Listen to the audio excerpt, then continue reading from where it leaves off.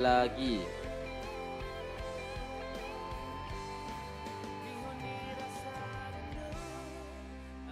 Bagi yang baru masuk, anda boleh bergegas ke tempat duduk anda. Susunan yang sama sahaja seperti mana anda masuk pagi tadi. Dan sila percepatkan pergerakan masing-masing. Terima kasih.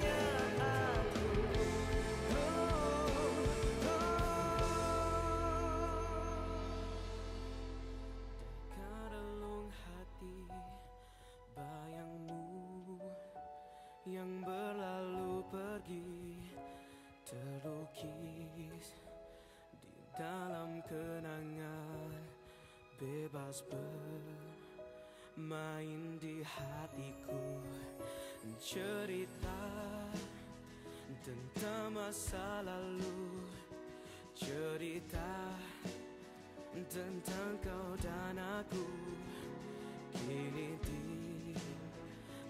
hanya kenangan, kau abad di dalam hatiku. Harusnya takkan ku biarkan engkau pergi, membuatku terpuruk, rasa ingin mati. Cerita yang menjerat kapan akan berakhir, hanya engkau yang mampu taklukkan hatiku. Cerita tentang masa lalu, cerita tentang kau dan aku, kini hanya kenangan, kau abad di dalam hatiku. Harusnya takkan ku biarkan engkau pergi, membuatku terpuruk, rasa ingin mati. Cerita yang menjerat kapan akan berakhir, hanya engkau yang mampu taklukkan hatiku. Aku cinta, aku cinta, aku cinta, aku cinta.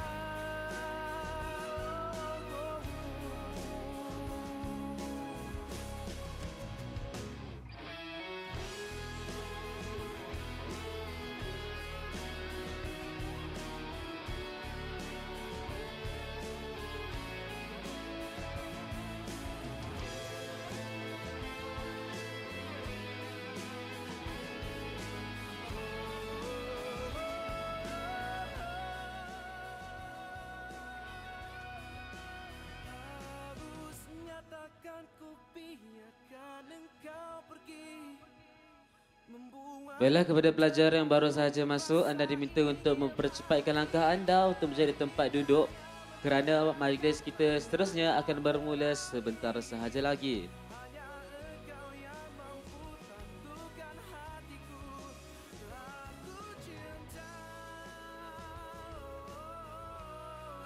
Bagi pelajar yang tidak menjumpai tempat duduk, anda boleh tanya balik kepada PPP yang berdekatan di manakah anda sepatutnya berada.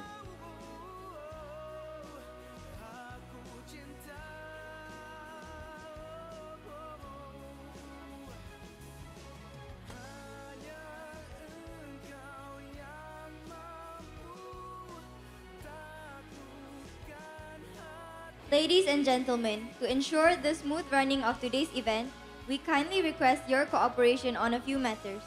To Please switch off your mobile devices or set them to silent mode as a sign of respect for the proceedings. Guests are also reminded to stand when the arrival of the guests of honor are announced.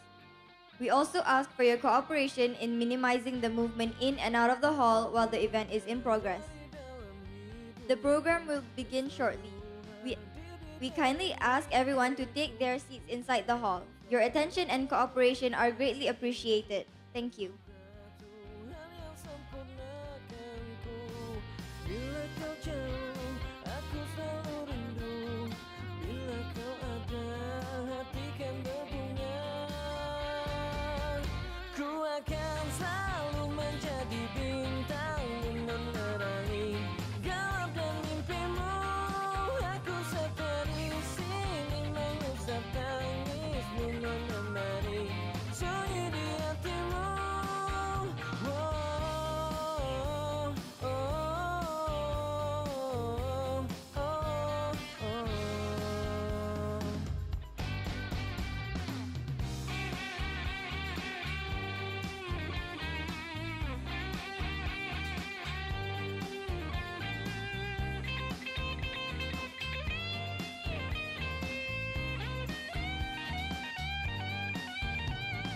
Bila kau jauh, aku selalu rindu. Bila kau ada, hati kan berbunga. Ku akan selalu menjadi bintang menerangi gelap dan mimpimu. Aku setia di sini mengusap tangismu menemani sunyi di hatimu. Ku akan selalu menjadi bintang menerangi gelap dan mimpimu. Aku setia di sini mengusap tangismu menemani sunyi di hatimu.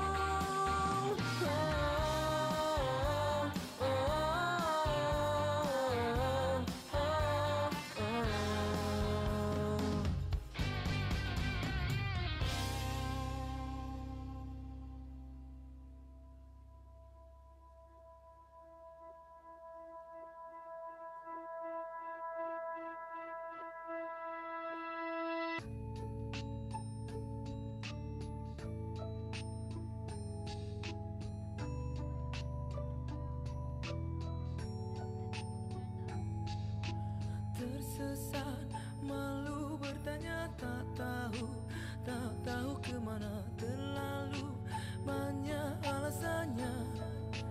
Duduk terdiam, menyusut di kaki lima, terlihat bayang wajah kemarin, tersentuh hati bagai luruh. Tanya sama pokok, apa sebab goyang? Jawab angin yang goncang. Terbang burung terbang, patah sayap diduga. Seandainya rebah, kau masih ada.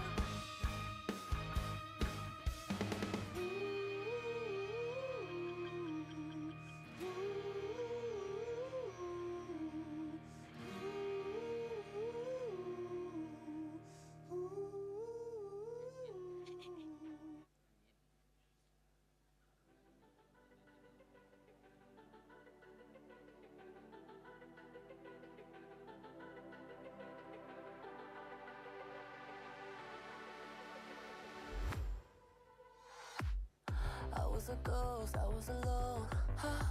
두어진 길 속에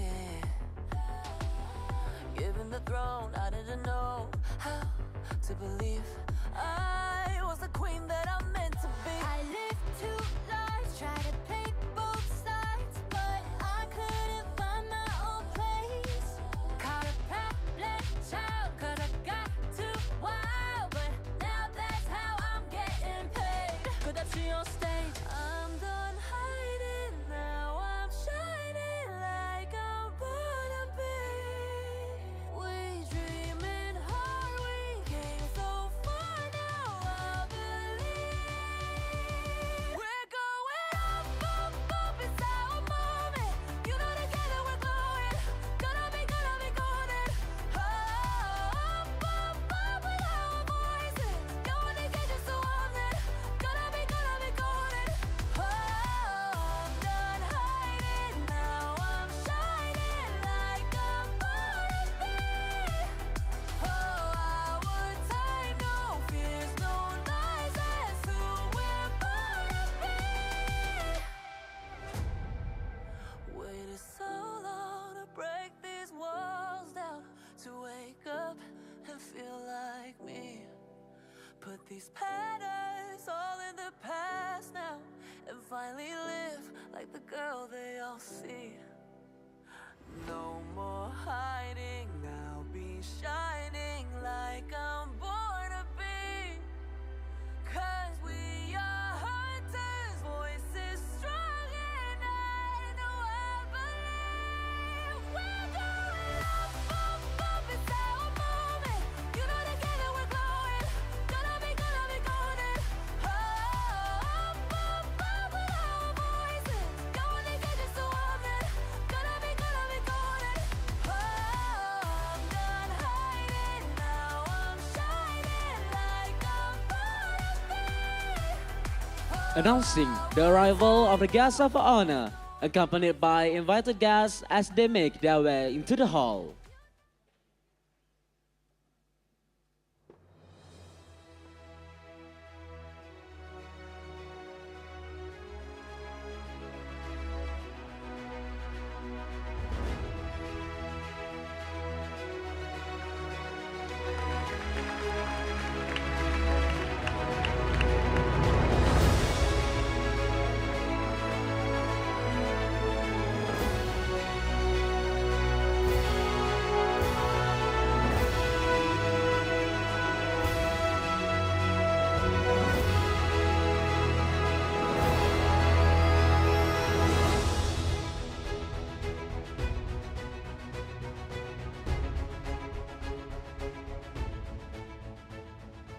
Thank you. You may now be seated.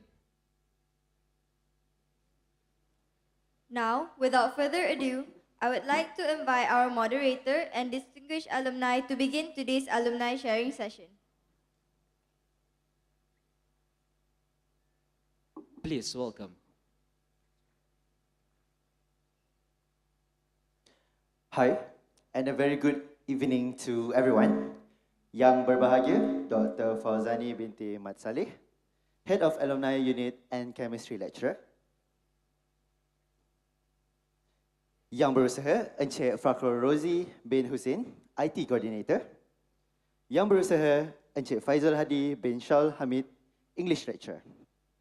Respected lecturers, officers, and staff members, honored panelists, and fellow students of Universiti Malaya, a very warm welcome and thank you for joining us in this forum.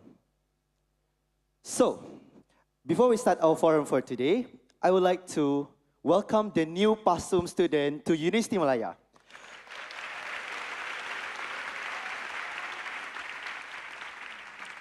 Congratulations on officially becoming part of the Universiti Malaya family. Believe me, this will mark the start of an exciting journey, and we are so happy to have you here. My name is Shainana Agas, and I'll be your moderator for today's forum. I believe that some of you are feeling nervous, excited, overwhelmed, or even mixed at once. But no worries, it is understandable and completely normal.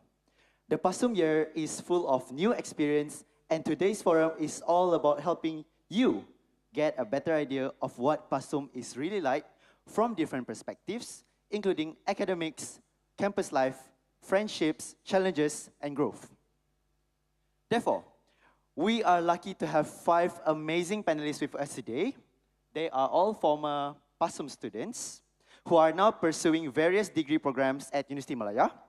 And luckily, they will be sharing their personal stories and might even share a few remarkable moments from their time in Pasum. To all of you, feel free to scan the QR code and your questions will be answered during the Q&A session later.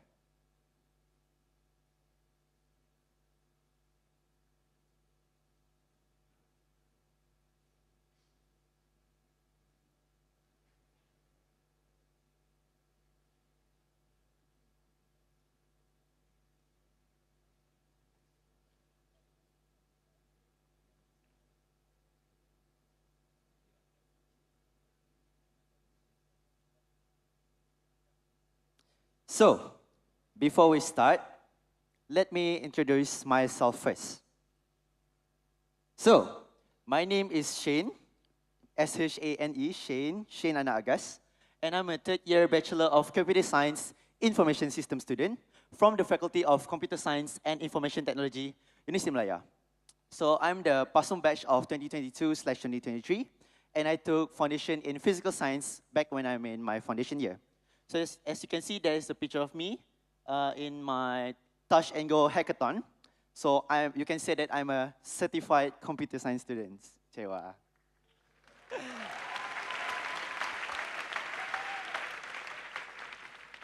So now, before we dive into the discussion, let's get to know our panelists a little bit better. I'll now pass it over to each of them to briefly introduce themselves. Just your name, what degree program you're in now with year of current study, then your program during Pasum. Let's start with the first panelist, Hasif. Okay, thank you Zain. Bismillahirrahmanirrahim. Assalamualaikum warahmatullahi wabarakatuh and very good afternoon to everyone. Waalaikumsalam. One more time boleh? Assalamualaikum warahmatullahi wabarakatuh. Okay lah, understand lah sebab after eat kan, so everyone maybe feel sleepy and no worries, our session will be relaxed and I hope that everyone enjoy lah. So first of all, congratulations to everyone because get into Pasum. Yeah, give a round of applause because to make a slot in Pasum is not easy kan. So first I will introduce a little bit about myself. My name is Muhammad Hasif bin Muhammad Shahir. You guys can call me Hasif, and I'm the first year student in Bachelor of Finance in Faculty of Business and Economics at Universiti Malaya. But currently, I'm waiting for my second year lah because yesterday I've completed my first year in finance. My last paper also yesterday lah. Okay, thank you. So before I continue to my degree, I am also a Pasum student, which is batch 24-35, and I'm taking foundation in social science, Universiti Malaya. So, may I know how much students from social science? You guys can raise your hand. Oh, no one from social science, but it's okay lah. I think, okay lah kan? We are social science. Okay. From science Hayat. Oh. Okay. Oh, okay. I see the pattern. So, social lagi. Itulah kan kroni kan. Physical science. Okay lah. So, it's okay.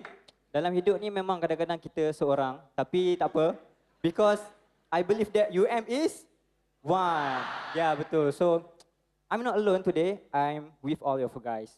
So, before I pass to the next panel, if you can see at the picture, I'm with one guy that handsome.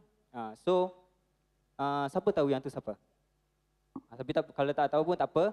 I will explain details in the next session. Okay? Pass to the next panelist. Now will be Neo. All right. Good afternoon, everyone. My name is Neo Nigel. Everyone apart from my lecturers call me Neo. Nigel is only applicable to my lecturers. Currently, I am a third-year dental student at the Faculty of Dentistry, Universiti Malaya. Thank you. Back in 2022-2023, I was a life science student. And it's an absolute pleasure of mine to be here today. And I would like to say congratulations on getting accepted into the most prestigious pre-U program in Malaysia.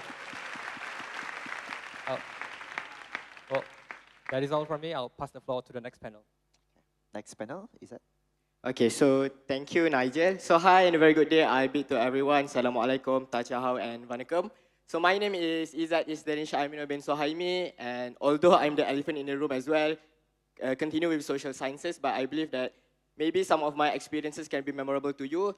Currently, I am in my second year of Bachelor of Law in our Faculty of Law near the KL gate. If you enter UM, you will see my faculty right over.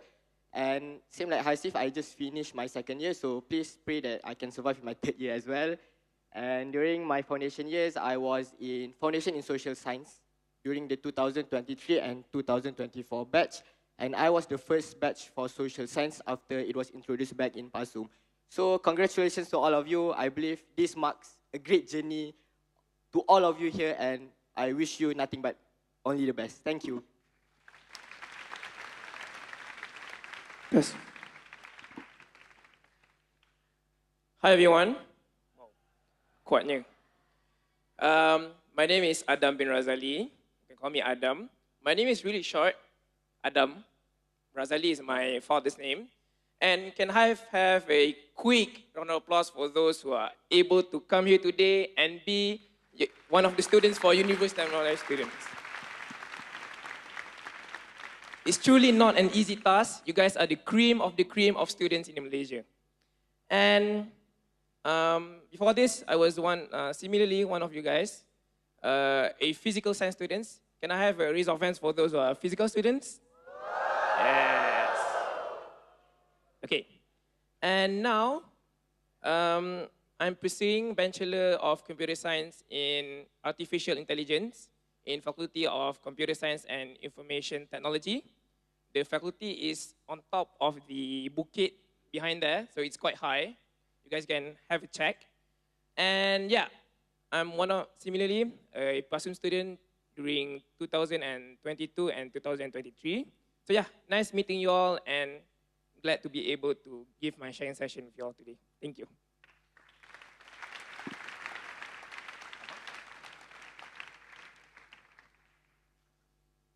Okay. Wow. Ramai korang. Sebab when I was told to be a panelist here, I expected the students were around 1,000 something. But then I realized 1,000 something wasn't, even all of you guys are here, because I've been told that some of you are in other different places watching this live. So I'm just going to keep it short. My name is Muhammad Amar bin Cik Noor Azam. I'm a first year student, Bachelor of Civil Engineering at Universiti Malaya. And I was a Pasum student, Foundation in Physical Science, year 2024-25. So that means that me and Hasif are the youngest among all of us 5. But unfortunately, I haven't finished yet my first year because my last paper is actually tomorrow. So, so I hope that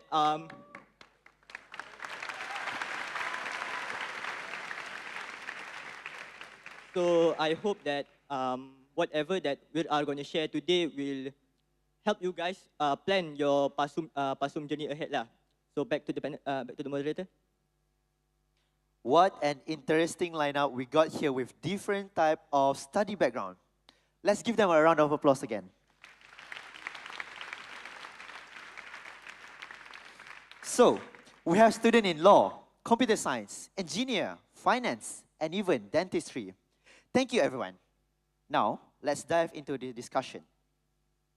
So, for our first round, it is about the Pasum overview. To start, I would like to ask first, so, how was your overall experience in Pasum? Is there any challenges that you have faced before? And if yes, What is it? Hasif, let's start with you. Okay, thank you so much, Zain, for the question. But before continue answering the question, I will describe Pasum in 3 words: short, compact, and meaningful. So why short? Because as we know that Pasum is only less than a year experience, right? So you guys have to complete all the subjects and joining all the activities within a year. Okay? For my experience, I'm taking social science, even though they are not here, but I think they are somewhere in the Universiti Malaya lah kan? Oh, oh, they are at auditorium eh? Oh, okay. Patut dah rasa connection dah dekat Audi. Okay, so you guys social sciences, we at Pasum, at my batch for semester 1 and semester 2,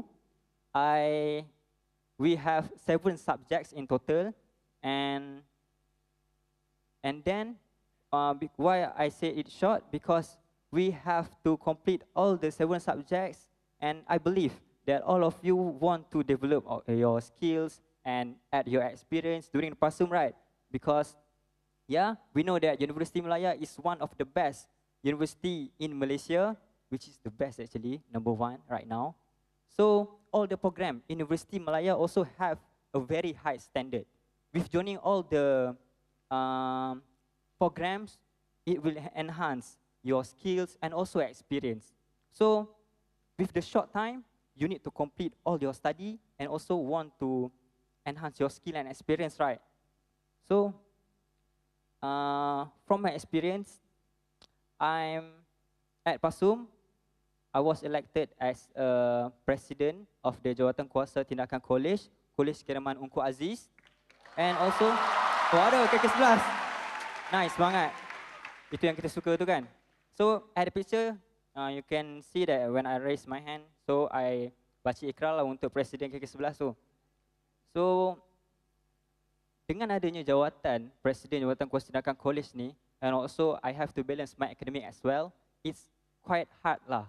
But alhamdulillah, during my Pasum, with all the activities that I need to join and complete, and also academic, I graduated with CGPA 3.95. Okay, but okay, thank you. But all other the students, CGPA is for flat. So later, if you guys sit for final examination, and then you guys see the result dah keluar, lepas tu you guys akan perasan within a week tu full status dengan story. Because of what? Because everyone doing JJ based on their result lah. So waktu tu don't be shocked because everyone get for flat because everyone here is so brilliant. Okay? So to answer the Zain question, my biggest challenge in Pasum is to adapt with the fast environment. Because of when I enter Pasum, I'm alone. My secondary school, maybe 1 or 2, but I don't get too close lah with them. So I eat alone, sleep alone, yeah, so everything alone. But I have to adapt because I believe Universiti Malaya, especially Pasum, is a new place to me to be a new, to create a new story. But I'm still Hasif that need to survive all those challenge. I think that's all for me. Thank you. I love that perspective, Hasif. New role, new story, new place, but the same character. It really sets the perfect tone for personal growth. Moving on to Neo. You are the only panelist who is from life science and is currently a 3rd-year dental student. So unlike us from the physical science, we only have 2 lab sessions, which are for chemistry and physics. But you have 3 lab sessions. I know lab sessions are very tiring because they consume a lot of time. So how do you adapt to the schedule as a life science student? Well, thank you for the question, Zain. For starters, this is a PSA to everyone. I can only speak for myself. This is based on my experience. Overall, I would give and rate Pasum a solid 8 out of 10. Sure, they were hard days, they were bad days, but it's nothing that I couldn't handle. I'm not entirely sure about the other panelists, but for me, after I got my SPM results, and after the UPU results came out, I was the only one from my high school who got accepted into Pasum. So it got really lonely at first, and similarly to Hasif, I ate alone. I did not sleep alone, because we had roommates. Now to answer your question. Now, I don't think there's much of a difference compared to life science students. I mean, between life science students and also physical science students. It's just an additional subject, biology. Okay, for my specific group in semester 1 and semester 2, our biology lab practical sessions were always on Fridays. So it's always towards the weekend. So even if I'm tired the night before, even if I feel like I don't want to do this anymore, it's towards the weekend and it's like whatever. But for the other groups, if I remember correctly, they had biology lab sessions as early as Monday.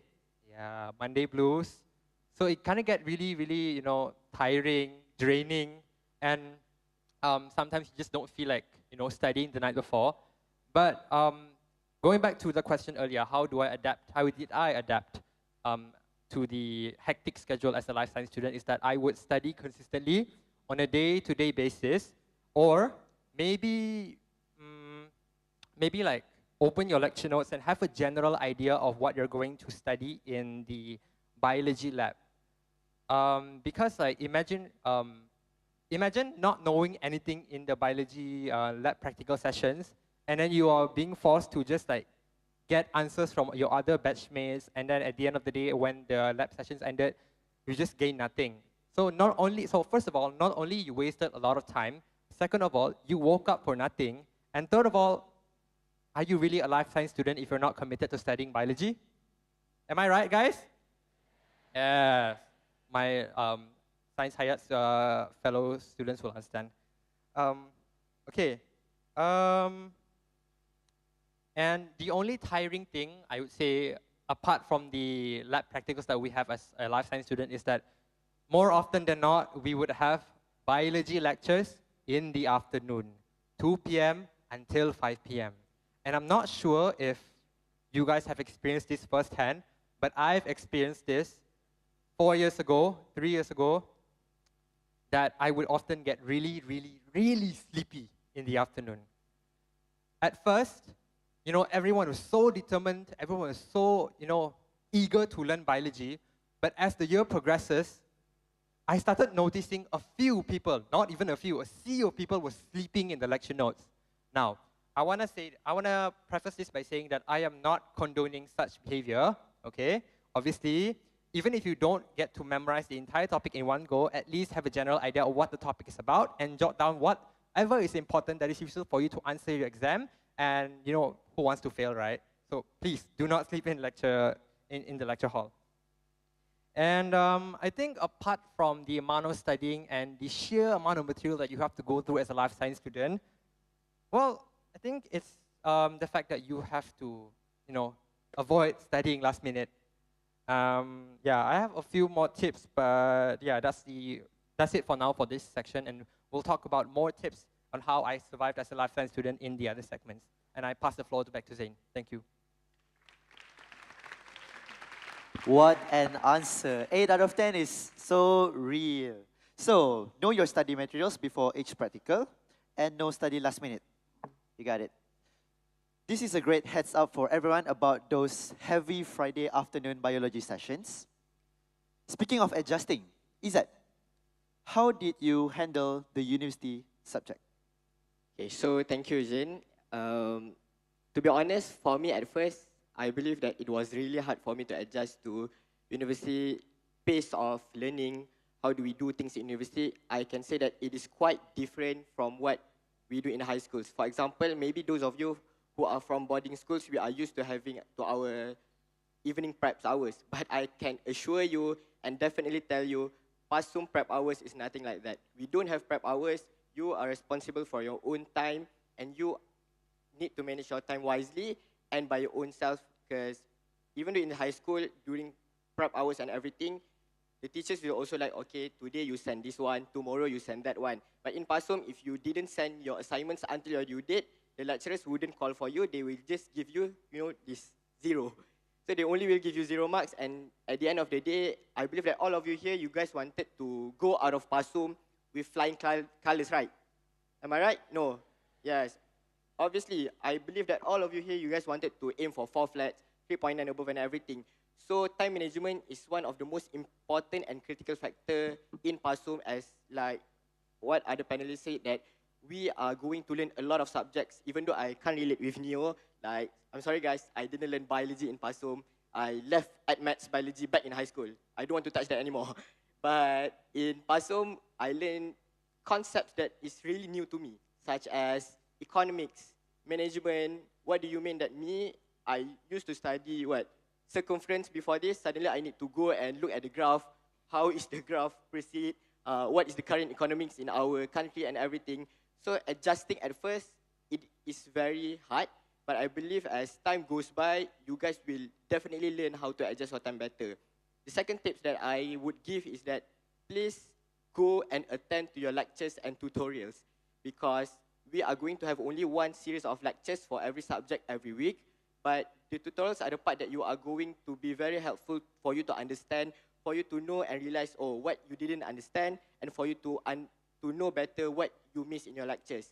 And to say about lectures, please as well, stick with your tutor mates as well and your lecture mates, because the most important, I assure you, the most important things about examinations, about any kind of informations, the primary source for it is like our kitab in a sense. Go to your lectures, because the lectures will provide you with a comprehensive way to study. They will provide you what is the materials that you needed to focus on.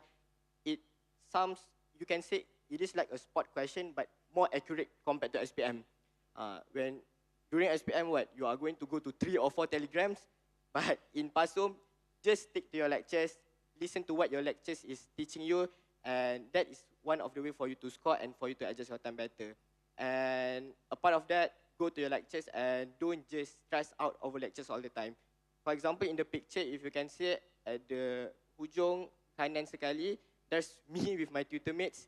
We go to a convenience store to buy some snacks during our study session. So, like I said, stick with your tutor mates, and if you do that, I believe that you guys can do better. And it is to my understanding that you are going to have your first class tomorrow. Am I right? So yeah, so go out of your circle, like Neo and Hasif said. I used to eat alone at KK5, but after 2 or 3 weeks in Pasum, I managed to find my tutor mates. I managed to find my own circle. So I think that is one of the way for me to adjust to Pasum style of learning lah. I pass back to the moderator. Thank you. Interesting. So building a solid support system with your friends and lecturers early on is definitely the cheat sheet for you to have already won half of the battle in Pasum. And also, never skip your tutorials, or else you're going to miss out on a lot of information, even if it's just skipping one day. So, Adam, what are the major pressures as a student in a physical science? Okay, good question. Okay, so definitely I totally agree with Hasif, because Pasum is really compact. It's really compact. The curriculum was really, really fast-paced. It's entirely different from what we expect during high school. And if you can see there in the picture there, that's a picture of the scene wave that's in a physics class. So I got a really historical moment for the physics class. I still remember during my first physics class, I went inside the lecture hall with my best outfit, because it was among my early days in Pasum. The motivation was still there. And I took a seat, and then the lecturer, if not mistaken, her name was Dr. Hashnina. Hopefully she's still here teaching. And yeah, she seemed very friendly. She also had a very bright smile. She entered the hall, and then she taught us about the first chapter of physics about projectile motion. I think later you guys will also learn it. And the lecturer face was really friendly, and I thought that the subject was also friendly. And then, during the first slide, okay lah, faham. Okay, understandable, first slide, okay. Second slide, okay a bit lah. Quite hard a bit, but okay lah. Third slide, I think suddenly it's turned into Russian language. And then the fourth slide, I think my brain already on the floor. I cannot understand anything.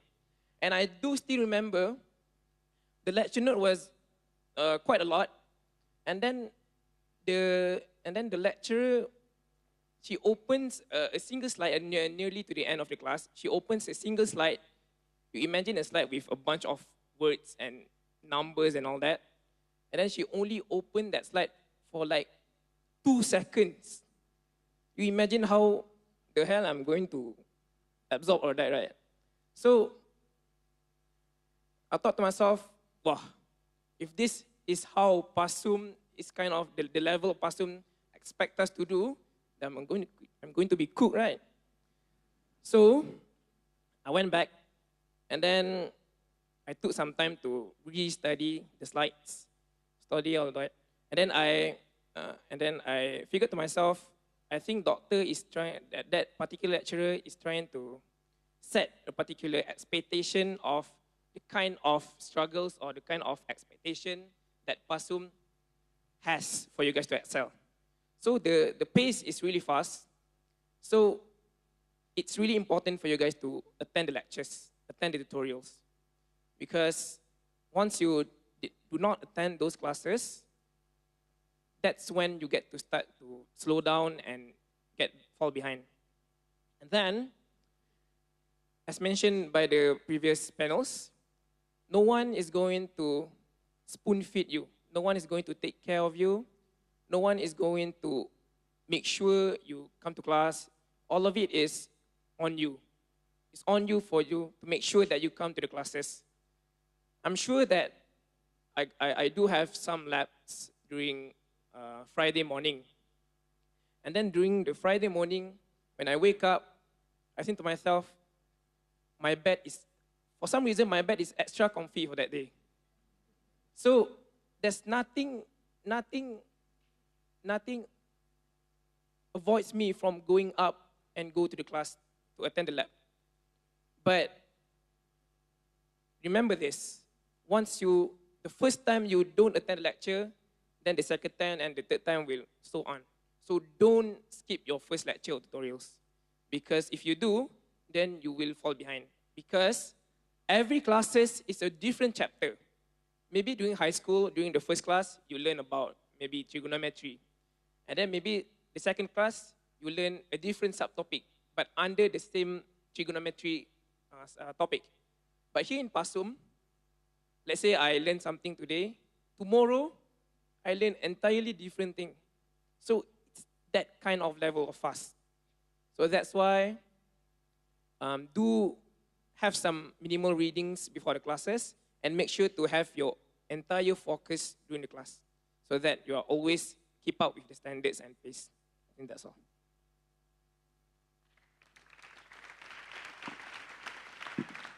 Guys, he is not lying when he said that the curriculum is super fast. It's really fast. So we really appreciate your sharing that vulnerable side, Adam. It is completely normal to feel a bit left behind at first or feeling small because you are surrounded by amazing people. But leveraging those small tutorial groups does sound like a saver also. So, Amma, did you experience a similar shift in learning style? Well, thank you for the question. So, first of all, can I have a quick raise of a hand? Who took their SPM in Bahasa Melayu for physics, chemistry? Can I have a raise of hand? So, to make my point, since I think if you guys didn't know, Pasum's teaching language is actually in English. So, coming from someone who took SPM in Bahasa Melayu with all these terms, definitions, keywords in Bahasa Melayu, changing it to English, I wouldn't say it's so hard, but it will be challenging in the early times. So how do I cope with this? It's quite simple. For every new term that you came across in English, let's say sodium. Some of you might not know sodium in Bahasa Melayu is actually natrium chloride, which is salt, for example.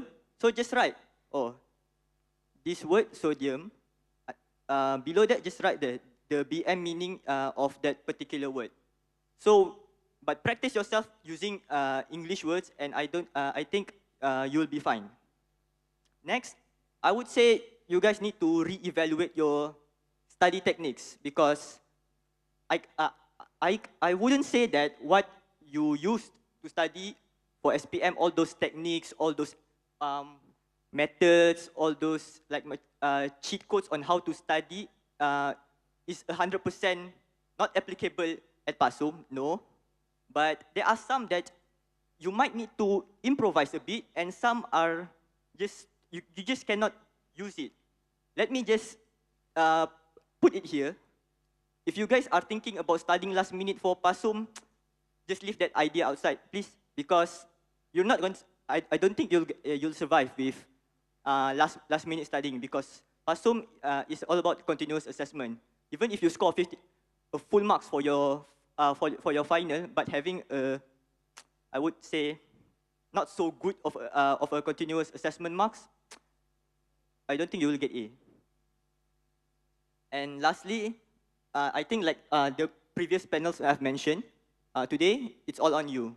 So whatever you do starting today, there's no one gonna stop you, there's no one gonna tell you, oh, do this, do that, do your tutorial, do your lab report and everything. No, it's all on your initiative. How badly do you want to succeed here?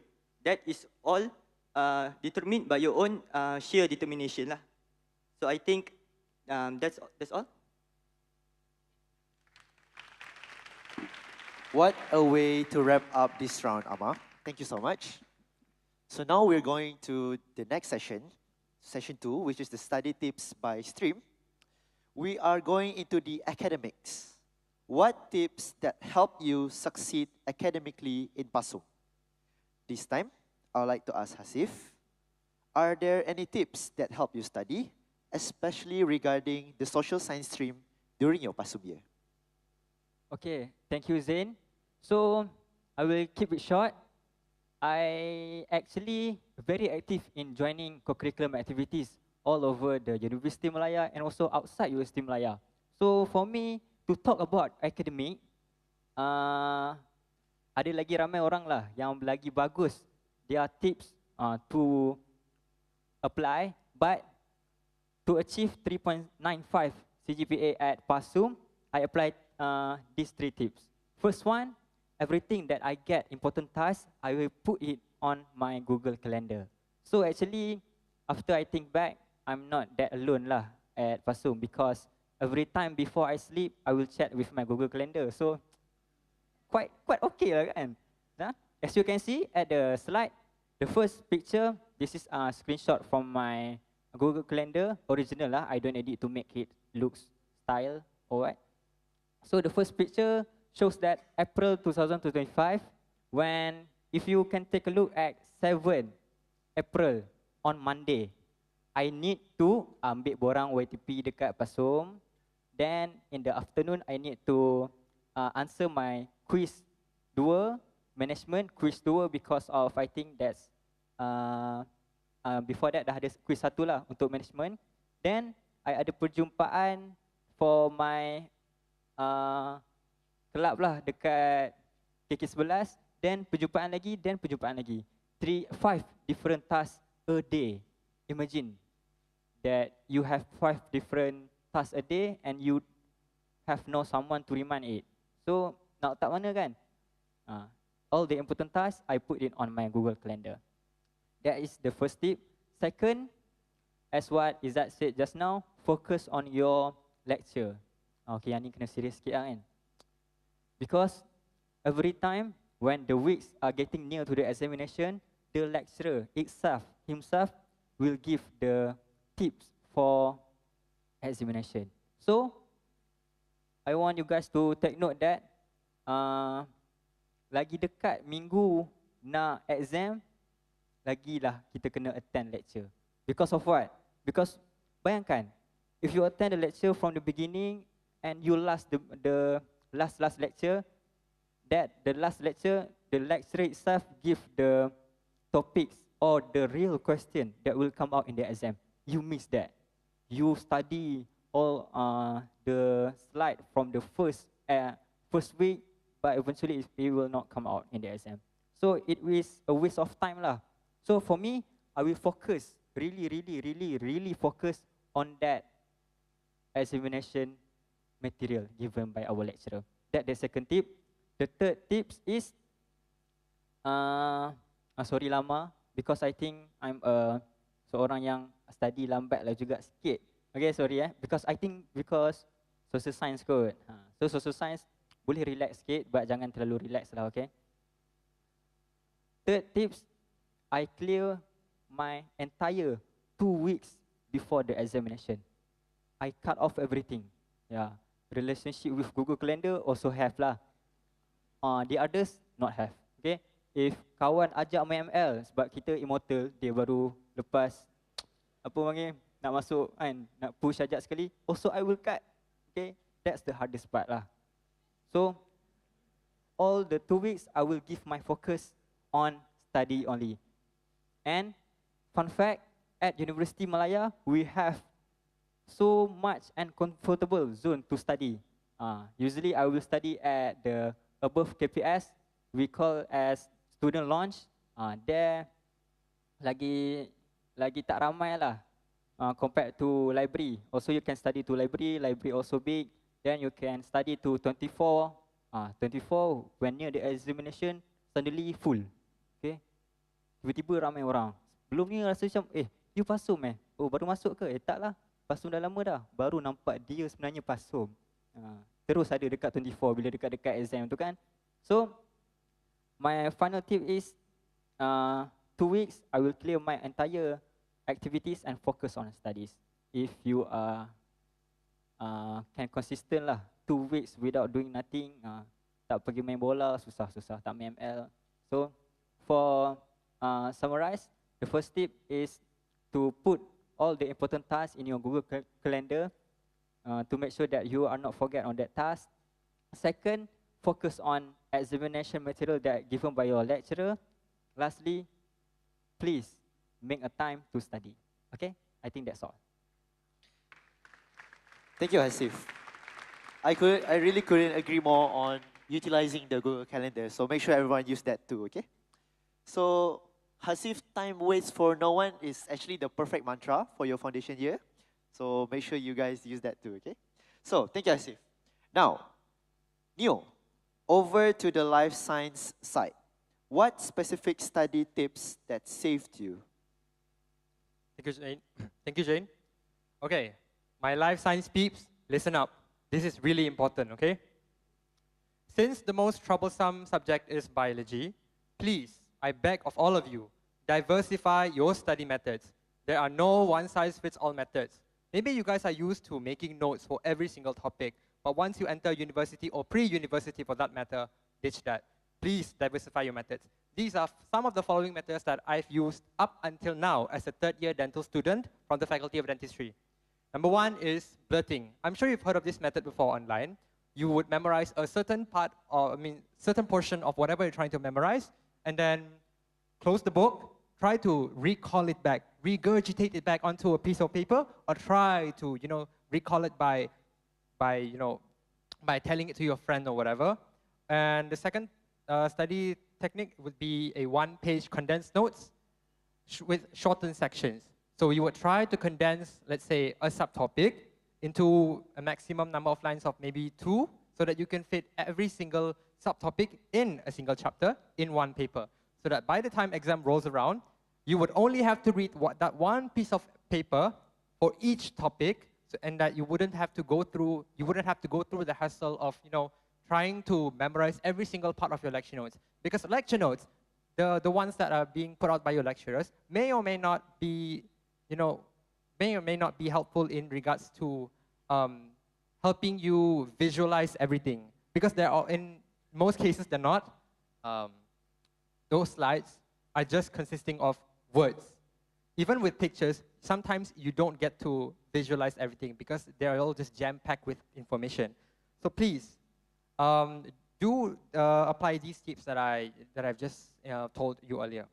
And of course, you have the all-time cult favorite, which is to draw it out so that you can visualize the information. Or if you don't feel like drawing it out, maybe you can go on YouTube, search up all the biology animated videos on YouTube. In regards to YouTubers, there are no really one biology related YouTube channels that I would often go to if I'm confused and if I'm in need of a deeper understanding of whatever topic I'm learning. But just do a simple search on YouTube and you'll get it eventually. And now, here is a more generalized tip for every single stream. Back when I was in Pasum, of course, you are expected to do tutorial questions. If you don't know what tutorial is basically class materials or class handouts that are being put out by your lecturers, and you are expected to finish them before your tutorial sessions. And during your tutorial sessions, they are not going to go through each question slowly. They are just going to treat you guys as if you guys have done the questions and have attempted the questions. So if you guys need more questions, and if you guys feel that the tutorial questions that are being put out by Pasum are not enough, here are the following alternative or extra workbooks or exercises that you can get your hands on. These, I've never really heard someone give out this tip before, so if you haven't heard this before, you'll listen it from me, okay? So these are matriculation past year papers that you could easily buy on Shopee. I have fact-checked with my friends who were in matriculation at the time. Our topics with the matriculation topics are somewhat the same. However, the standard of the questions may not be the same as us in Pasum. See, I'm not saying that we are better than them, but our questions tend to be a bit harder compared to the questions from matriculation. That's me speaking from my own experience lah, okay? For biology, you don't necessarily need lah because it's just memorization at the end of the day. So, but I would highly suggest for you to buy physics and also chemistry workbooks from Shopee because more often than not, you will tend to forget a lot of the formulas, the tips and tricks on how to solve a single question as the days go by. So if you need more questions and you don't feel like doing the same tutorial questions over and over again, do purchase these books from Shopee. Obviously, I'm not sponsored, but I just feel like these books are really, really good. Okay, for chemistry and physics, and also mathematics, the only YouTuber that has saved me from failing is this one, the Organic Chemistry Tutor. Maybe some of you have heard of this YouTube before. He explained everything thoroughly from A to Z, and I went from 0 to being able to answer, answering like difficult questions that I thought I wouldn't be able to solve. And for mathematics in university or in pre-university, for me, in my opinion, it's more of a pattern recognition thing. You kind of have to recognize, okay, if the pattern of the question is like this, then the way to solve it is this way. And that is why the Organic Chemistry Tutor helped me a lot during my foundation days. And I guess my last tip it would be to aim to study for more than one subject in a day, because yeah, you would be shocked. You will be shocked how the habits that you've picked up during your SPM days would eventually help you out in Pasum. And yeah, and before I pass the floor to Jane, I would like to say, please study for your quizzes, study consistently, because the continuous assessment marks, because the quizzes that you guys will have in Pasum will account for your continuous assessment marks. And I guess that is all from me. I pass the floor back to Shane. Thank you. Thank you so much, Neo. There is a lot of practical tips that he shared with us. And also the organic chemistry tutor. This is such a goated source that you guys need to use also, okay? So now we're moving forward to Adam. For the physical science students, what are the tips, what are the studying tips that you can share with us? Test.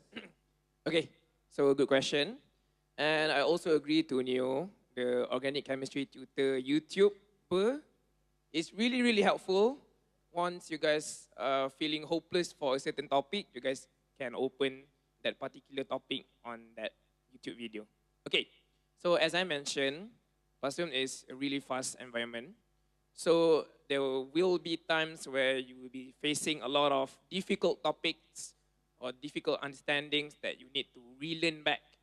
And for my case, as I mentioned just now, my difficult topic is the projectile motion topic in physics.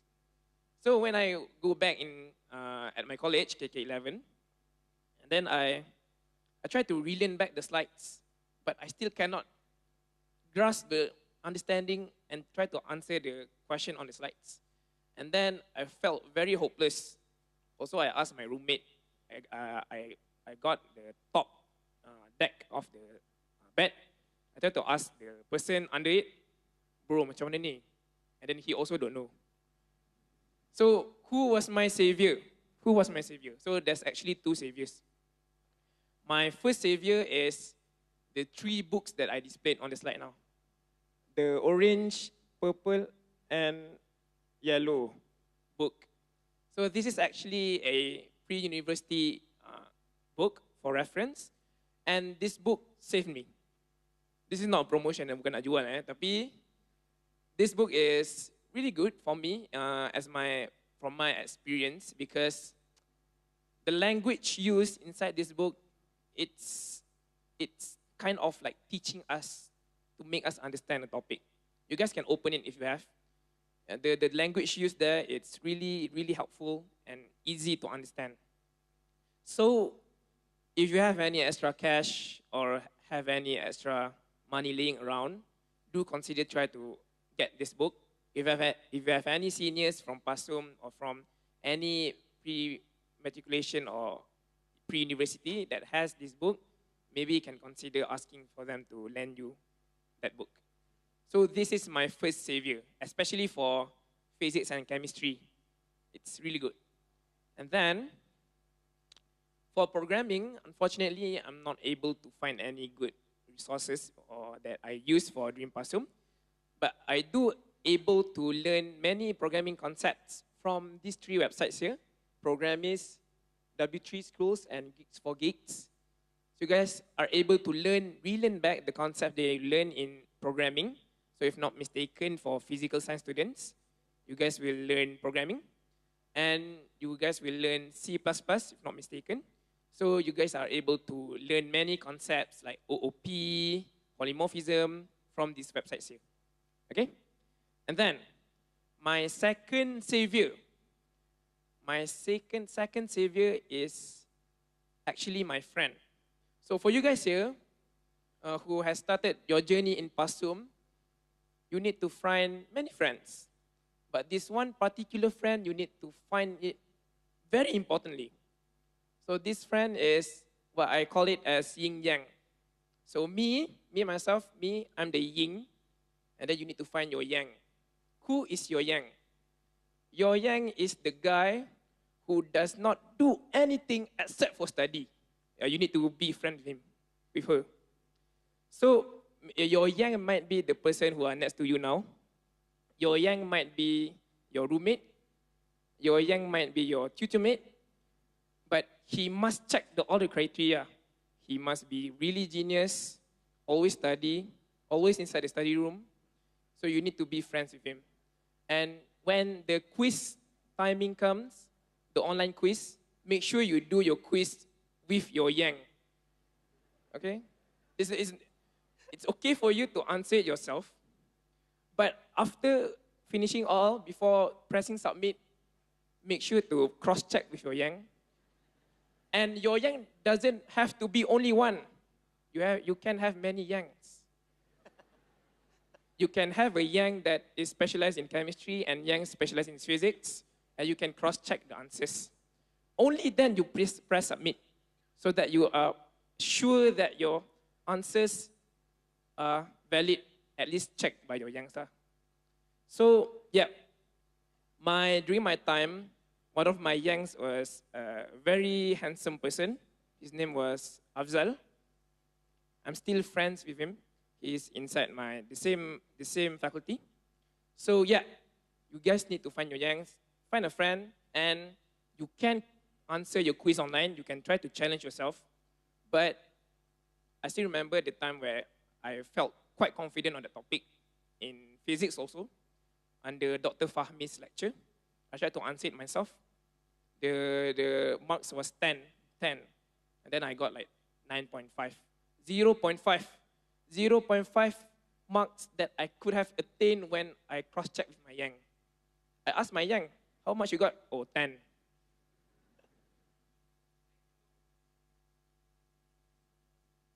So don't forget to find your yang. And also some studying techniques that I use is Pomodoro. You guys have heard of Pomodoro? Yeah, I'm sure you guys used it during your SPM preparation. So Pomodoro, my Pomodoro is quite unique. It's supposed to be 25 minutes of study and also 5 minutes of rest. But my 5 minutes of rest changed into one episode of One Piece. Okay? So since One Piece is the GOAT, so I need to allocate some of my time to watch One Piece. So yeah, even though the balance is not really there, 25 minutes and 20 minutes, but you can do it if it helps you to study. So as Neo said, try to have a lot of study methods so that you are able to find the best one for you guys to use. And don't forget also to use your past year papers because the questions can be reoccurring, and you can ask your seniors, ask the organizing committees or for the academic for us to find out the past year questions, and don't forget to do them. And last but not least, know your lecturers. Make sure when you learn something, learn a topic, you know the lecturer's name, and at least you talk to them. And if you can, try to bring a couple pieces of chocolates for you guys to bring and give them at the end of the classes, because these lecturers are the one who will make the papers. These lecturers will going to make the quizzes. So make sure to have a good talk with them. Try to ask the things that are important for certain quizzes. And if they do give you, don't forget to share it to others. And study it. And don't forget to do your quiz with your yang. Thank you.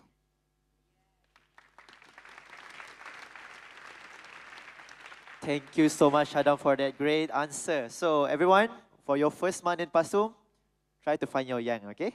Okay. So now, moving forward to Izzat. How about you, Izzat? What are the effective studying methods that you have used before? Okay, so thank you, Zain. I think sitting here, it would feel like Adam and Neo is speaking like a Russian language to me. Projectile motion, something that I never heard before. I last heard about it during my Form 5 years. So, and I think I need to inquire Adam more back on his yang, whether it's just a friend or someone that he holds dear in his heart as well. So, I beg your pardon for everyone. Please don't judge my handwriting on the slides. That's just my way of taking my notes lah. So, it is important for you to study at your own pace and for you to understand what you are studying. So, for my social science friends, even though you are not here in this hall, you are at our auditorium, but I think that these tips can be used by everyone lah regarding, no matter what regarding your streams are. So for me, my savior during my Pasum years was basically active recall. Because as social science students specifically, we need to learn a lot, we need to read a lot, because what we are studying is about the general society in a sense. We are going to learn about, for example, what is the current precedent about law in our country, what are the recent development of certain cases, what are going or happening in our future 2 or 3 months. And I believe that one of the most crisis right now is about the Iran and America punya perang. So you guys need to understand what is happening and how for you guys to digest it. So although we have theories, you guys need to fully understand that theories for you guys to really better it explain in your answers. Because for social sciences streams, I believe that most of our answers are going to be a long, very, very long written essay. For example, for my law paper, I would write up about 2,000, 3,000 words per essay, 50 marks question, 3,000 words. For economics, we have a slight, maybe a simple calculation about the graphs, and you are going to have 2,000 words of explaining what is the theory of economics is about. So active recall is really going to help you, because if you close that textbook, if you close your lecture slides, and you cannot explain it back in your own words, then trust me, you didn't understand that. I was also like that. I was like, okay, I read the slides on my bed before sleep. Suddenly, I went to my tutorial tomorrow. My lecturer asked me, okay, so what do you understand about this? Sorry, doctor. That was just only my answer. So active recall really, really helps you to understand and to grab the concept more better. And if you feel like Adam said earlier, go find your yang. For me, if I am alone in my room, because I stay in KK5 and my roommate was from physical sciences. So obviously I couldn't talk about economics or law stuff to him. So I would just study alone and recalling it alone in my room. I would just speak it out loud. Or those of you who are staying in KK5, are there of you who are staying in KK5? Oh. Okay, so I really love KK5 because the big windows, really you need to open the big windows at night to study, you will excel. But remember to close it or else you will have another friend. That one, we don't want to become our yang. But for me, I would always treat our nature friends as well, because when I was studying at my room, I would open the window at 1 or 2 o'clock, I would learn about theories of economics. Suddenly 1 or 2 monkeys would pop out, suddenly out of nowhere. So it's okay, just explain it to them if you don't have any friends to explain it. Even though they cannot reply to you, but the fact that they always come to your room means that at least you have someone to accompany you during your study times. So treat our forest friends good as well. They can't be your youngs to check your quizzes, but definitely they will help you to accompany you at your room. But just don't let them enter your room. That is a very important message I wanted to tell all of you. So basically, do active recall as much as you can. You really need to test yourself whether you really understand the theories or not. The fact that if you close your textbook, you couldn't explain it in your own words, your friends couldn't understand what you are explaining about, it means that you didn't understand, your friend that learned from you also didn't understand. So obviously we don't want the blind leading the blind towards the blind. So because I believe Pasum serves as a key for you to unlock the door to your degree journey. So just imagine if you have a blind person leading you the key to which doors that you couldn't even know what doors are the keys is supposed to unlock it, so it will be a disaster. So do your revision well and also take notes of what is important in classes. It doesn't help you if you just scribble down everything, highlights everything that is appear in the lecture slides or in your lectures. For me, myself personally, I don't think that I couldn't use highlighter as my way of study, because as a sentimental person like me, I would say that everything in the lecture slide is important. So if you look at my study materials, if you give me a highlighter, definitely I would highlight everything from the first page until the end of the page. So this is why I said that the study methods differs person to person lah. So for me, write what is important and do like some sort of index. I believe that many of you uses this method during SPM as well. Use index for you to look back at your notes, to scribble back your notes. Because one of the biggest mistakes that my friend did during my Pasum years, me as well during my semester 1, is that we would bring, the very tebal inch textbook to read 30 minutes before you enter the examination hall. Definitely, trust me, you cannot understand a single word of it if you read it 30 minutes before your examination starts. At that point, you can just only say, God, please help me, what I remember. So if you are lucky, maybe you will score. If you are not very so lucky, the last minute study tips is definitely going to hurt your pointers and marks lah. So like I said, as a summary, please do your notes. Take note of what is important in lectures, in tutorials, and I really wanted to stress out the importance of you to not skip any of your tutorials, no matter what it is. I understand, even though for social sciences, we may have some tutorials starting at 8 a.m., but not every day, guys. It is okay compared to our friends from physical and life sciences. I believe that their tutorials 8 a.m. every day, right? But for us, social sciences, we are a bit relaxed, not strictly 8 a.m. every day, but this is the fact that most people get it wrong. You tend to take your morning classes lightly, this is not a very good thing to do. And like I said, most of the important things that are going to be discussed is in your tutorials, and normally lectures will go beyond the lecture slides in the tutorials. They will understand, they will explain the concept more better, and when you learn from your tutor mates, some questions I believe that nobody, I understand lah, maybe some of us we are very shy to ask in the lectures that is full about 200 or 300 students. So please come to your tutorials, understand what you wanted to write, and flip back through your notes 2 weeks or 3 weeks before the examination. So I think that is all from me. Thank you. That is such a great point from Izzat. So guys, remember the active recall method is really important. It can check what you actually know, what you actually understand versus what you actually just memorize. So do active recall, guys. Okay. So finally, Amma, how about you? How do you tackle the physics and chemistry lectures during your Pasum year? Okay. Thank you for your question. How can I say this? Well, I can say that whatever you're gonna learn for physics and chemistry and also other subjects are just a continuation of what you learn in SPM. Just that it's gonna go into much more detailed, and then and you learn a few new topics lah for that particular subject. So there will be a lot of topics. Maybe for one subject, maybe there are like 9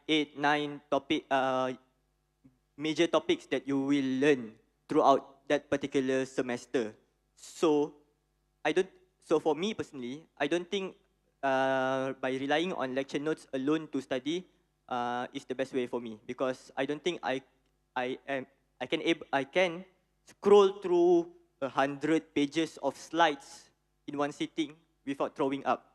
So what I did was I did notes with my own words. As you can see from behind, I have notes regarding about hydrocarbons, thermodynamics. These are all the topics that you learn in your first semester.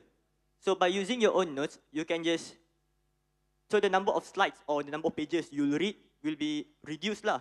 So from a slide with 50 pages, you can summarize up in, I don't know, 6 or 7 pages. Trust me.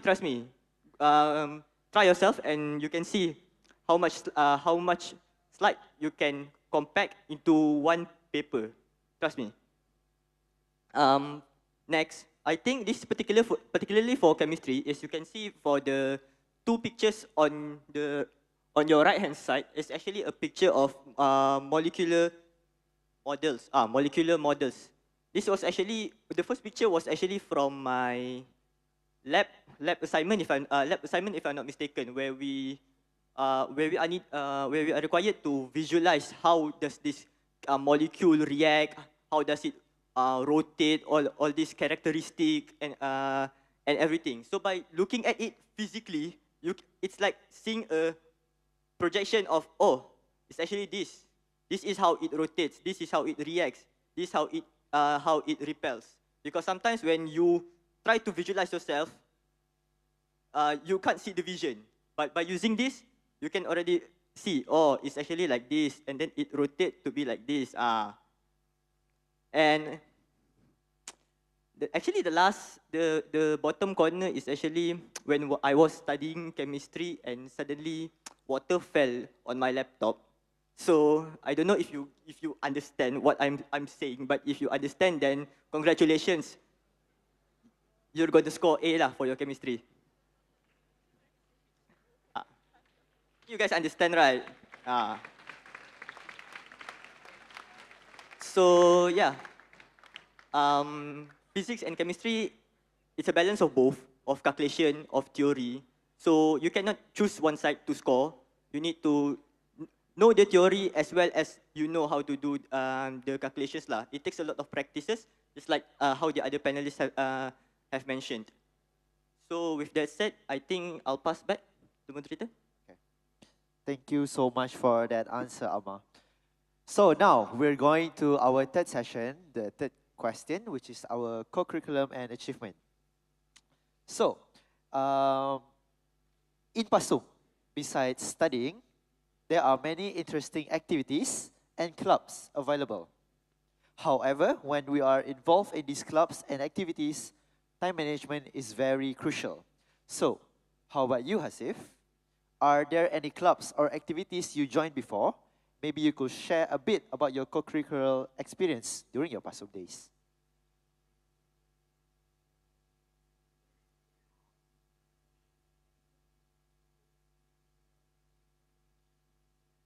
Hello, test. Okay, thank you, Zain, for the question. Before that, may I know how many students here previously is a student representative? Tak kisahlah badan wakil pelajar ke, may you raise your hands? Badan wakil pelajar, pengawas pusat sumber, pengawas surau. Oh, okay, quite many of you guys. Okay, congratulations. Because, thank you. Because you are at Pasum, and Pasum is the right place to continue your leadership skills. For those who want to enhance your leadership skills also, you guys can join the program that, oh, thank you. Memang dahaga pun. So, kat mana tadi? Oh, for those that who wants to join to enhance your leadership skills, you also can join the program that be managed by our Universiti Malaya. So from my experience, I will categorize all the activities to 5 types, to 5 categories lah. The first one is residential projects, ya, semua projek-projek college yang ada. Second, faculty or Pasum projects. Third, Universiti Malaya Central Project, which is we have 4 central activities that needs participation from the students. First one, Sukmum, Sukan Mahasiswa Universiti Malaya. Siapa yang minat sukan tu bolehlah dah start training, sebab usually when the undergraduates enter the masuk degree at bulan 10, we will start our Sukmum. Then we have Festival Seni, who likes to dance, okay, you can join these activities. And lastly, we have Kavita, Carnival Theatre Universiti Malaya. So, as you can see at the TikTok, maybe you will see at the TikTok the recap, yeah, program at the UM. So, most likely they come from these 5 activities. So, I will just read what I participate in during my Pasum, because I think I cannot remember all the specific names and also my position like at that activity. At Pasum, for the residential college activities, I'm previously I said I'm president of KK11, and then also a deputy director of Kuas Zesta, which is Kuas Open Day, where Kuas will have a open house lah, like that, open day, like that, where kat situ nanti ada aktiviti setiap malam, ada juga jualan-jualan daripada gerai-gerai daripada luar, so memang fun lah. So that is Kuas Open Day. Next, I also participate in Sukmum, representing KK11 in football, futsal and also olahraga. So who rasa macam nak jumpa waktu tu, can lah join Sukmum this year. Next, I also youth icon speaker at St. John Institution. Then we also have Malam Emas Asasi that's organized by our Pasum lah. So next is for UN club. We also have many clubs at Universiti Malaya. I'm the Vice President for Persatuan Pemimpin Masa Hadapan, PPMH UM. So we at PPMH, we previously organized a program leadership with student at VI, Victoria Institution. So the programs, we are the facilitator lah. So by joining the program and be the facilitator, we will increase our real work experience lah, and how to manage the works lah, basically. Lastly, I also join external activities and engagement during Pasum also. If you guys have the ability or you guys are confident that your time is enough to study and also balancing at co-curriculum activities, you guys can join outside punya activities lah.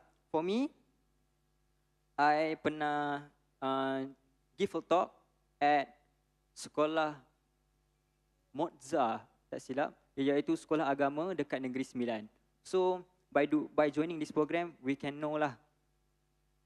Alright, okay, we can know lah the diversity in Malaysia. Okay, I think that's all. Thank you. Thank you so much, Asif. So make sure everyone heads up for the Central activities such as Sukmum and also Fesini. It is definitely something that you don't want to miss out during your Pasum years. So now, moving on to Neo, why don't you tell us, is there any activities that you have joined? Thank you, Zain, for the question. Well, for starters, I would like to say that the activities that I've joined, participated in, or the achievements that I've achieved throughout my Pasum days, maybe, in my opinion, I don't think they're as impressive as the other panelists here, but just to name like 2 things that I've done in my Pasum days. First, I somehow got roped into participating in this Kuas Cultural Night competition. And so during our semester break, I brought my traditional attire all the way from Sabah to KL for this competition. And yeah, it felt good to be in touch with your roots after being away from home for quite some time. But then I must say, my main role is serving as the chief admin of the academic booster channels on Telegram. You can see, as you can see there, the Pasum Biology Booster, and also I like to think that that is also part of the Pasum Biology Booster Telegram channel. And me and my teams, we've discussed on how we want to go about creating the channel and how we want to be more helpful towards Pasum students. So that's what we did. We uploaded lecture slides that are being given out by our lecturers, notes written by other students, as well as tips or tricks before any exams or any module tests. Everything, we will be uploading them into the Telegram channels. If I'm not mistaken, I kind of overlooked it, and I kind of oversaw like the progression of each channel, ranging from biology, chemistry, physics, mathematics, and advanced mathematics. I'm not sure, I don't think I managed programming, but on some days, if my admins were unable to upload whatever materials that they were supposed to upload on time, then I think it was my duty to, kind of help them out and to facilitate and ease their job as the admins. Because I know there are also limitations when it comes to this job, and as a leader, you can't just be, ordering people around without doing anything. And I guess my efforts weren't wasted, because as you can see on the bottom left corner there, I received an award at the Majlis Anugerah Emas 2022-2023. I won the Best JKP Member specifically for the JKP Adin, specifically for JKP Adin lah. And then, to my surprise, even after my tenure has ended, I still see from time to time that the number of views in the Telegram channels have increased significantly year by year. So it has come to my attention that that the students who came in after me were still using the Pasum Booster Telegram channels. You can easily access these channels on Telegram. You can easily find them if you want. I think you can easily join them. So yeah, and up there is a picture of our last meeting with our JKP Adin advisor, Dr. Fahmi. Is Dr. Fahmi still here? I don't think so. But yeah, I guess that is all from me. I'll pass the floor back to Shane. Thank you. Thank you so much, Neo. His initiative as a Pasum booster actually helps a lot of Pasum students back in the days, including me.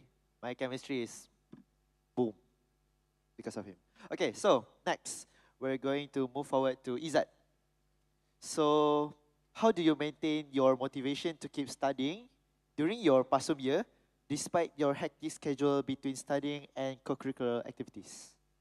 Okay, so thank you, Zain, for the question.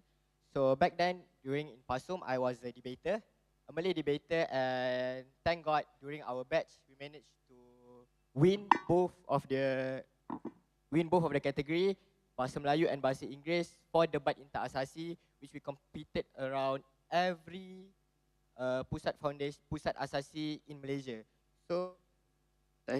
So I believe that seeing very promising faces in front of me, I believe that it is your batch responsibility to bring back this trophy to our beloved Pasum. because we have lost this trophy for almost 2 years, if I'm not mistaken. So it is, can I know whether there are a lot of debaters here or not? Okay, I see quite a lot of debaters lah. So I believe that this is your responsibility to do and bring back the trophy to Pasum, which we have lost for around 2 years. So I believe that doing what you love definitely is not going to get you burned out. But remember that every human beings have their own limits. So as you can see, during my foundation years, my most important extracurricular activities for me was debating lah. But aside from that, I also active in other student fronts, gerakan mahasiswa, and involved in NGOs that are actively serving people around KL. So as you can see in the slide in front of you there is a picture of me sleeping with my trophy one day after I won the championship. So you know the joyfulness of you contributing to Pasum in your own very little way, and how the joyfulness that you get when you win something. So I believe that this is what is going to keep you motivated. And this is where you should start to explore your own very self and to push your limits, because Pasum, it is a very good place for you to start your journey, whether you haven't done it before during high school or whatever phase of time that you are in right now. So just try everything. And during debate also, I managed to make a lot of connections. I have friends right now, debating friends, and we are still in contact even though we have finished our own foundation programs. I have friends from UUM, USM, UPNM, and everything. So building connections during you enter programs also is one of the things that you need to look out, because to finish foundation for 1 year and then you will continue a degree for 3 or 4 years, you are going to meet the same faces, I believe. For example, if I went to debate, I always going to meet the same faces from other universities, and you know, it is a joy for you to look at other people and connect with people socializes with people from different backgrounds, different field of study, and that is one way for you to shape your own self.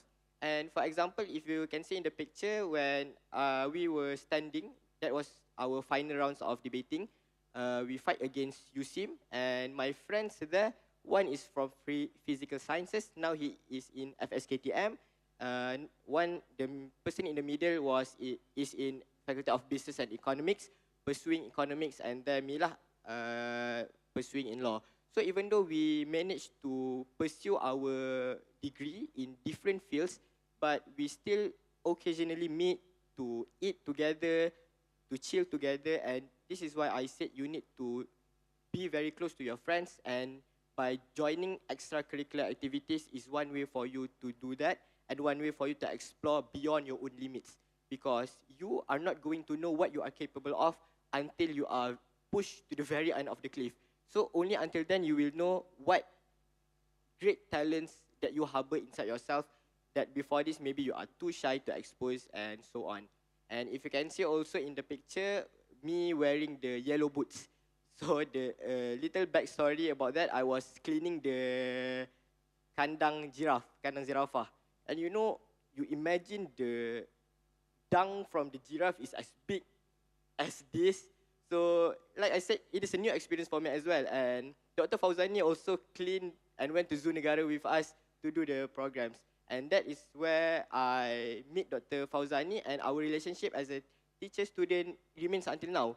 So aside from benefits that you shape yourself as a very good student, you are going to bolster a very good relationship between you and your lecturers, you and your friends, and this will be one of the memory that you will bring out of your Pasum days. And I still remember until now the smell of the giraffe kandang, because you know the thing is very, very, very smelly in a sense.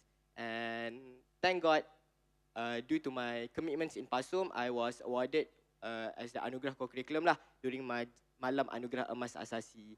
So that is all. I think that's all from me, and just do what you vibe with, and I pass it back to the moderator. Thank you. What an insight from Izzat. That is such an incredible way for you to build your network. So now moving on to Adam. How about your co-curricular journey? That's okay. So for my experience, I've joined some events, but on the slides here, these are some of the main events that I joined. On the left there is I joined a innovation competition that is hosted intra-university. So within within KK11, we do an innovation project, and those who are selected will be go to represent University Malaya and going against other universities. So the event name is PITRAM. It's PITRAM. It's an innovation competition. I don't really recall what it stands for. So yeah, it's on the left. So Alhamdulillah, for my team, we won bronze medal. We're able to represent University Malaya, and that's for the kind of the academics, innovation kind of stuff. And on the middle there, I've also been able to represent for Sukan Asasi Malaysia for table tennis. Who's here able to play ping pong? Can I have a raise of hands? Okay, got some numbers, alhamdulillah. So yeah, I do like playing ping pong, and I got to represent for SAM, Sukan Asasi, and also be able to get the only gold medal for that year for And then on the right side there is the annual most prestigious award dinner night for Pasum, which is Majlis Anugerah Emas. And I'm able, alhamdulillah, I'm able to receive the 2 awards, which is one, the top 20 physical science student, and also one of the most prestigious award, which is Anugerah Emas, which is awarded to one only student for each batch. So for you guys who have a goal to attain such prestigious awards, do set a goal and tell yourself that you have something to look for, something to go forward for, and try to strive for it the whole way, the whole journey. And some of my tips for me to be able to balance out my academics and also my extracurricular activities is, first, the minimum amount of thing you need to do is at least you need to know your materials during your lectures. At least attend your lectures. That's the least thing you can do. For me, to be honest, there's certain times I don't, I skip my, I attend my tutorials, but I did not do the tutorials. So there are some cases where there's too much things going on where I overlook regarding the tutorial, but I still attend the tutorials. And the least minimum thing you can do is attend your lectures. Because attending your lectures, you know what you are learning. And from there, at least you know what you're learning so that during the study week, the 1 week phase, 1 week plus phase for you guys to prepare for your finals, you're able to study back and not relearn new things. If you think of you or you feel that you're learning new things during your study week, meaning there's a huge problem. And then, last but not least, make sure to not miss any of your quizzes, any alternative assessments. Like I mentioned before, when there's quizzes, don't forget to do your quiz with your friends. And yeah, if can. If cannot, don't. So yeah, make sure to always attend your lectures. And during your study week, make sure you focus your study week 100% for study. Don't do anything else. Okay? That's all. Thank you so much, Adam, for the answer. What a resume from him himself. Now, last but not least, Amar, how about you? What did you participate during your Pasum year?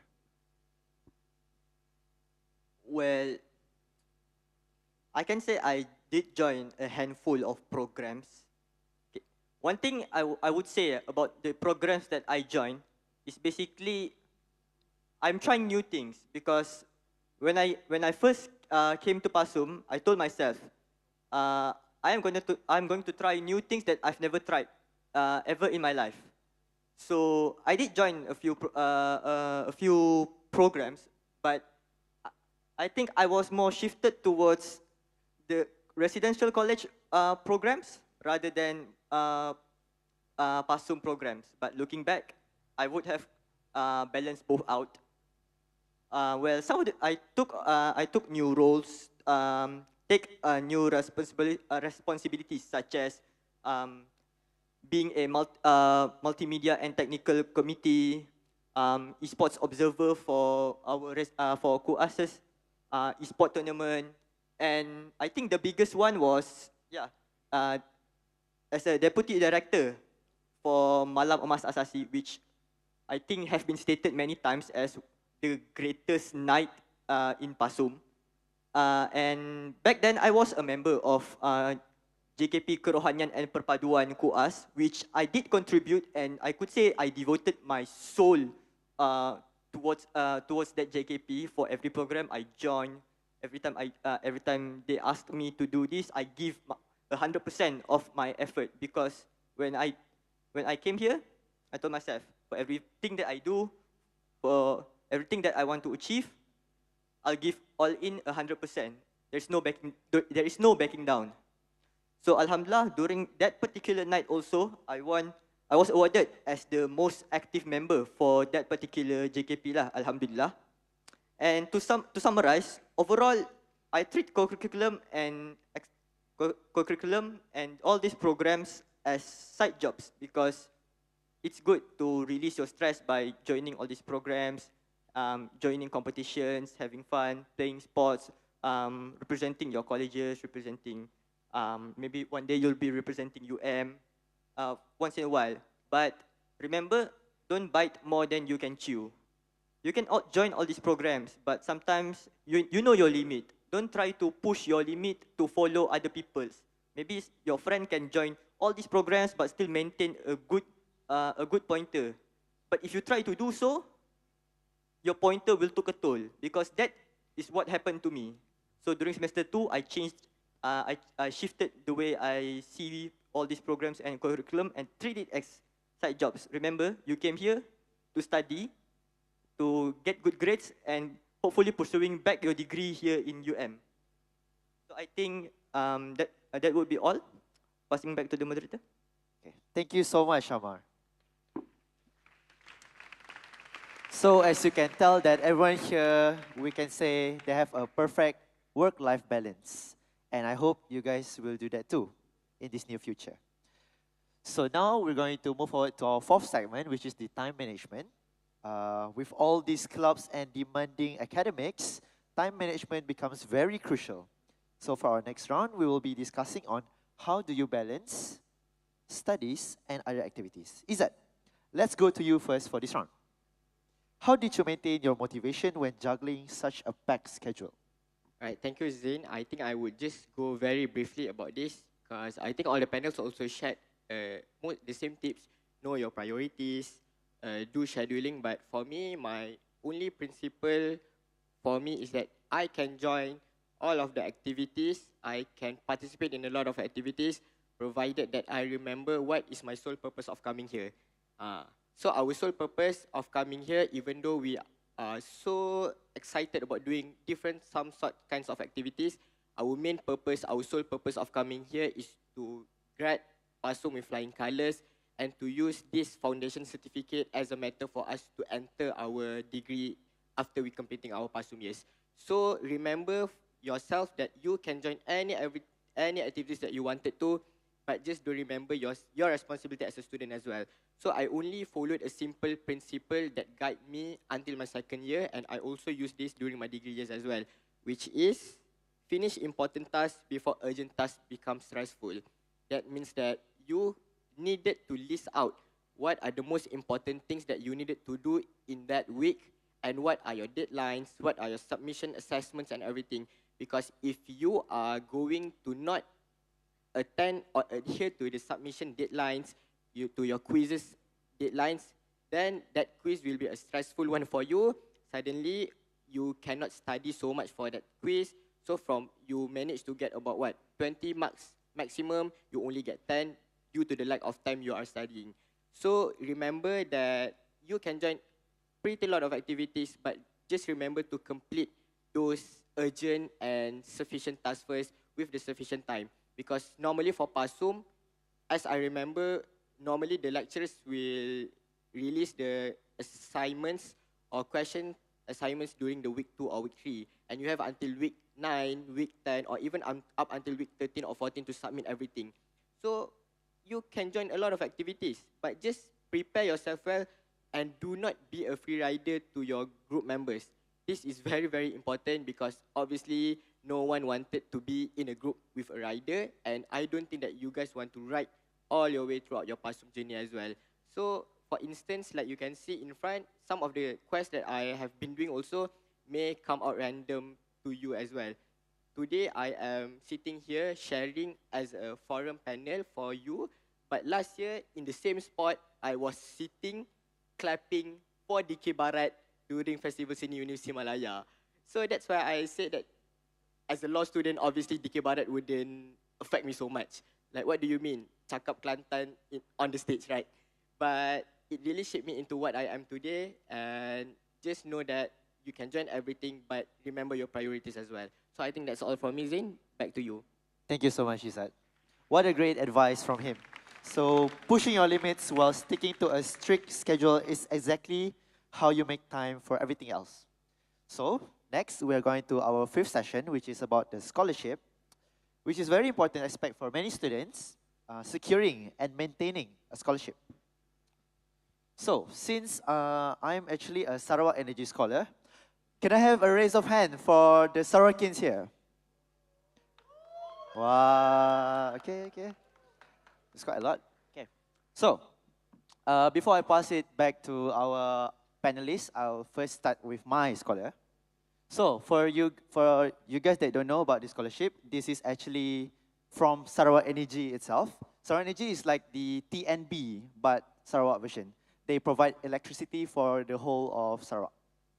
But disclaimer, this is only for Sarawakian, okay? So it's for my Sarawakian, please take this chance for you to apply for the scholarship, okay? So this scholar is really good if you're aiming to continue in STEM-related fields. For example, as shown in the slides, if you're interested in engineering, electrical, civil, mechanical, they will really love to take you to be their scholars. And also, if you are interested in going for sustainable or green energy, because Sarawak is going towards that path, you can also apply for this. And for me, I am under the IT umbrella, so if you're interested in doing AI or even information system, how you handle the data, transfer and all, you can also apply. Also open for accounting, finance, and e-commerce. So for the assessment, they really focus on your leadership skill and also how do you do in a team-oriented medium. So it will see on how you actually communicate with other people, how is your critical thinking, how do you solve your problem. That is the type of things that they will be assessing you during the assessment. And of course, when you get a scholarship, you need to maintain it with a great CGPA. But for Sarawak Energy scholarship, you need to maintain 3.3 CGPA throughout your Pasum and degree years. So, if you're applying for during your pre-university, you need to have minimum of 8 A's during your SPM. And you can also apply it when you're trying to enter your degree later on, but you need to have the minimum of 3.3 CGPA, okay?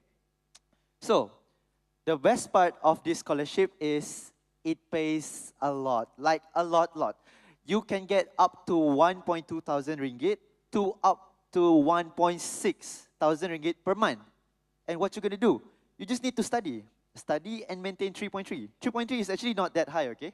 Because other scholars, they sometimes require you to get at least 3.5 or 3.7 even. 3.3 is actually quite easy, quite easy. So please apply for the scholarship. They pay a lot. You can get, if you add it up, the numbers, it is actually 10,000 ringgit per semester. But of course, it is a different story if you're applying to study overseas. You can still use this scholarship, but it requires you to maintain a total of 3.7 CGPA instead. In terms of bonded meaning that you need to work with them after you have completed your study. If you are going for local university, you'll be bonded for 3 years. But if you go for international university, maybe Oxford or anything, right? You need to work with Sarawak Energy for 7 years. So of course, 3.7 is high, but sky is the limit. We can all survive this, okay? What else? You got free flight tickets for you to go back to Sarawak, and you also get pocket money for you to live here, you get 400 ringgit per month for you to live anywhere in KL, for example. And also the best part is, once you secured your scholarship, right, you can actually apply to any private university or even any public university. So if you want that, of course, that is recognized by the scholar itself. So you can go for University Technology Petronas after you finish your PASUM. Or even if you want to apply for a university in Thailand, you can do that. So they will support you, okay? So that is all for me for Sarawak Energy Scholarship. If you have any question regarding this later on, you can just DM me or anything, okay? Okay, now let's hear from our panelists about their specific scholarship experience. Hasif, as a recipient of the YTP Mara Scholarship, could you share your insights on this? Okay, thank you, Zain. But before I continue, we have important announcement that we will take 5 first before I continue my session. Okay, you guys can stretch out first, 5 seconds, okay? In 5 seconds. 1, stretch out. Okay, betulkan ke duduk. Tengok kanan, kiri. Daripada tadi nampak dah ramai dah faham sangat ni. Tahu angguk-angguk kan. Okay. 2, 3, 4, 5. Okay. Okay, tak apa sebab kita ada lagi satu session. Lepas tu kita habis, okay? So, I will talk a little bit and simple about YTP Mara. YTP Mara is Young Talent Development Program. I assume that dekat sini pun ramai YTP Mara holder. So, kalau nak cakap from application, it will not be effective lah. So, I will explain more about benefits that I experienced from YTP Mara during my PASUM 2 degree. So, after degree, when we get the YTP Mara scholarship, right, we have 2 options. For me, either finance or economics. So, when I at PASUM, I must think betul-betul lah masa-masa nak take finance or economics for my degree. After PASUM, if your requirement lepas, then you can take either PASUM, either finance or rasanya macam saya yang kena take 5 kan? Tak adalah. So, you can take either finance or economics. There will be a form that's signed by your YTP representative. You will get it on email, or for me, I get it on our group YTP, WhatsApp group. So, I pursue to finance. Okay? So, I listed 2 main benefits that I feel that impact me a lot. The first one, I secure a place from PASUM to bachelor's degree in also Universiti Malaya. Because of what? Because susah nak masuk Universiti Malaya after PASUM. Because you have to compete with the outsiders. But ada kelebihan for all the PASUM students, you will have a autonomy way, right? So, you needs to compete against PASUM students only. Tapi susah jugalah sebab ramai kawan-kawan yang tak boleh sambung degree dekat UM ni. Sebab susah juga. So, make sure you study and score for your exam. Second, financial support. Okay? Because when get YTP Mara, every month at PASUM, we will get not as high as Sarawak lah. Only Astaghfirullahaladzim. We get 400 ringgit per month. Okay, that only for our pocket lah. Kita boleh spend 400 tu untuk beli makanan, tak payah fikir pasal residential fee and also tuition fee, because all the fee will be paid by the YTP. And then at degree, we will get double of it. We'll get 800. Wow, walaupun tu dah 1.5, tapi rasa 800 tu banyak jugalah kan. So from the 800, spend well lah. Kalau you guys nak simpan juga pun okay. Because of what? Because YTP Mara is not a sponsorship. It's a variable loan. So it's a PBU lah.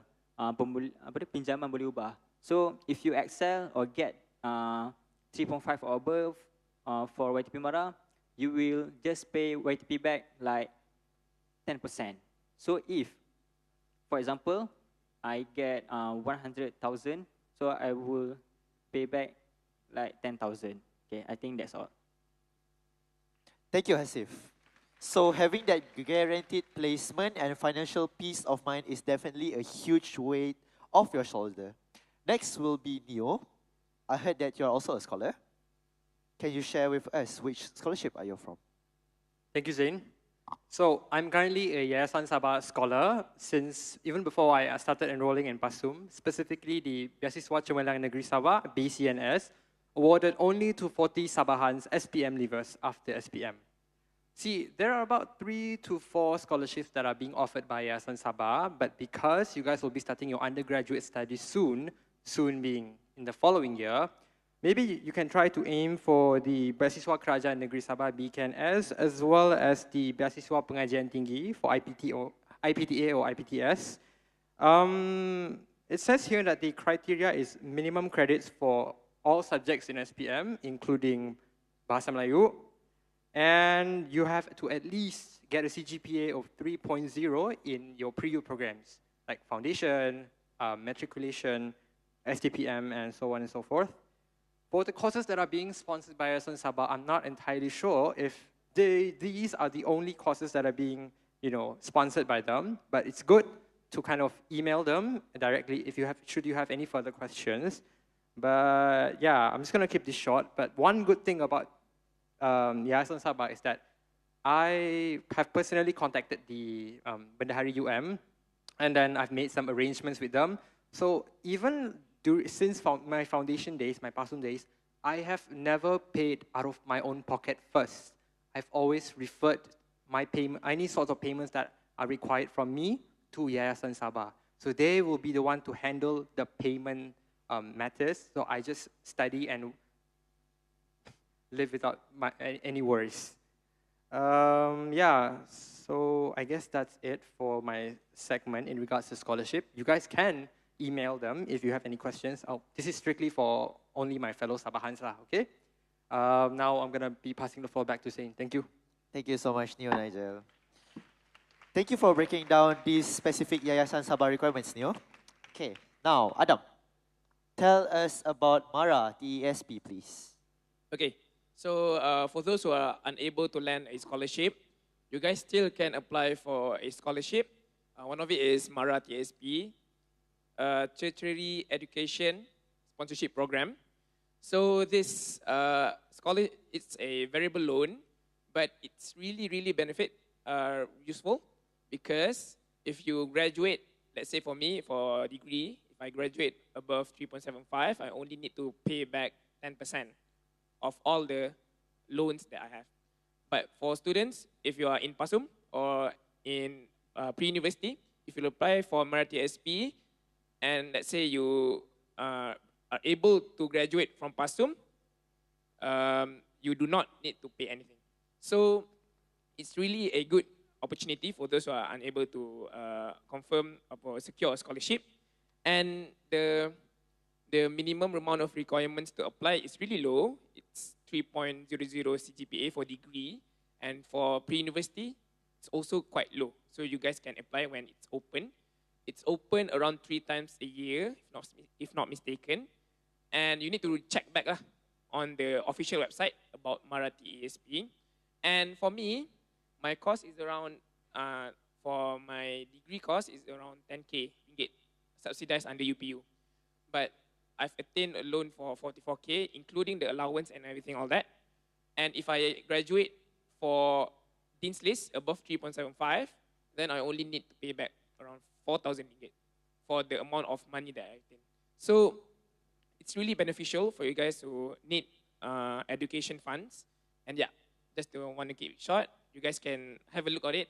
And when it opens for this session, you guys can try to apply for pre-university. That's all. Thank you so much, Adam. A non-bonded scholarship with such great allowance is such a huge win. Really appreciate you sharing those details. So, for our second last segment, which is the route after finishing Pasum, as we look beyond the foundation year, let's talk about the next steps. What was your route after finishing Pasum? Hasif, let's start with your journey. How did you make it to enter the Faculty of Business and Economics?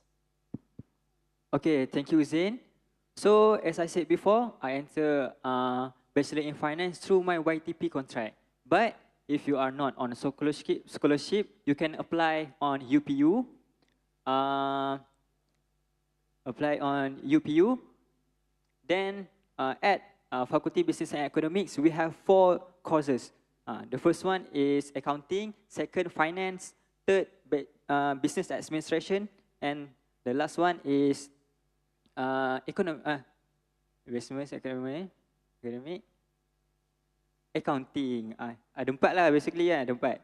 So after Pasum, you have to choose lah which one you want to pursue because it affected your work in the future. So at degree, I will suggest you to be prepared to work on the assignments. Because of what? Because it's really SSS, banyak sangat assignment, especially when it comes near to the examination, the submission will be at one time. You know, the week will be the submission week for many of the assignments. You need to expect that the groups in the degree will sometimes you tak pernah jumpa pun. And maybe they are from international student. Also, I group with Indonesian, China. Also, because sometimes the lecturer itself, they group us. So we cannot choose who want to be. Maybe our Yang at another group, we at another group lah. So Pasum, you can go with your Yin and Yang. Next, for more time during degree, yes, we have more time during degree compared to Pasum. At Pasum, maybe you start class at 8 and finish at 5, but at degree, maybe you start class at me lah.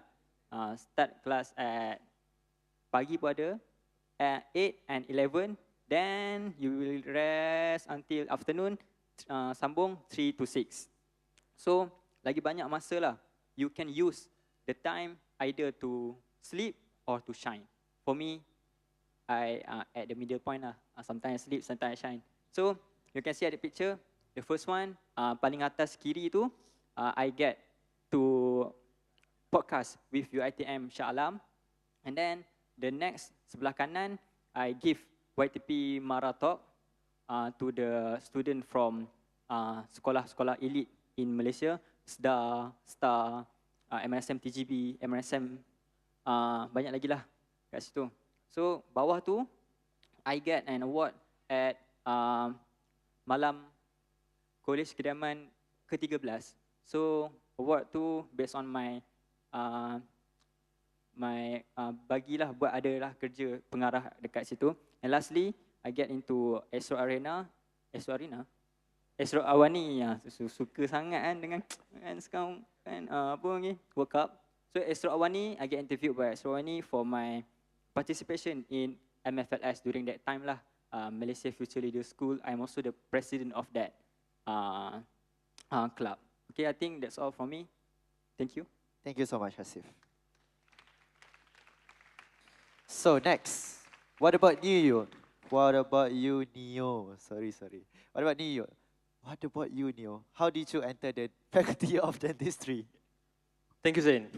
So after Pasum, I got accepted into the Universiti Malaya Bachelor of Dental Surgery program, a very highly competitive program to get accepted into during my time. If I'm not mistaken, there were only about 50 plus spots that are being offered to all pre-U students all over Malaysia. And just a fun fact, I actually did apply for the Doctor of Dental Surgery program at UKM, but because they required us to make videos, complicated curriculum vitae when it was close to finals. So I just decided, you know what? I'm going to ditch it. I'm going to gamble with what I have. I'm going to gamble with UM. Of course, none of you should follow what I did. Always maximize the opportunity that you can get in regards to entering whatever degrees that you want to get into. Just to list down a few of my bits of my dental life, dental school life. Up there is a picture of me and my entire cohort during the 2023 Hari Raya celebration at the Faculty of Dentistry. Down there, me and my cohort, after the year 1 professional examination, we actually, the entire batch, the entire cohort, went to Bangkok in Thailand for 4 days and 3 nights, and we even visited the Faculty of Dentistry at the Chulalongkorn University. And just to show some things that I did in dental school up there, I did scaling for my friend, and we also did free dental screenings just outside of DTC, I think it was about 2 weeks ago. And we even constructed dentures. If you don't know what dentures is, gigi palsu in VM, at the student lab. And then for the pictures down there, the bottom right corner, I couldn't show are like one of the first tooth that I've extracted in my dental clinic. I couldn't show you like the rest of the pictures because like this is one of the few better pictures that I could show you that is also less bloody, because all the teeth that I have extracted at this point are all bloody, and I don't want any of you guys to faint here because of the bloody tooth. And yeah, then you have the full set of dentures that I've constructed in year 2. And then finally, I've also joined the speed debate competition organized by my faculty in conjunction with the dental conference. I haven't debated in well over 2 years, but I'm surprised that me and my team managed to pull through and got second place.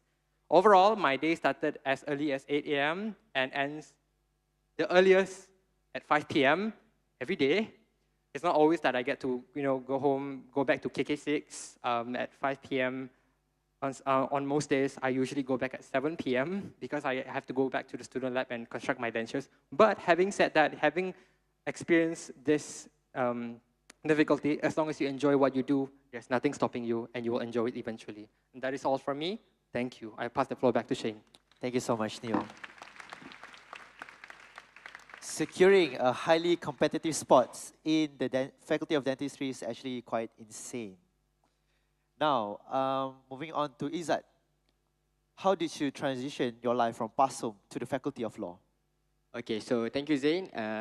Just a disclaimer, even though you are not from social sciences, you can also continue your degree in law, as currently, if I'm not mistaken, we have 2 students from the background of life sciences in Pasum, and she is in her 4th year, if I'm not mistaken, right now. So these tips, if you wanted and you are passionate about continuing law, you can listen to these tips lah.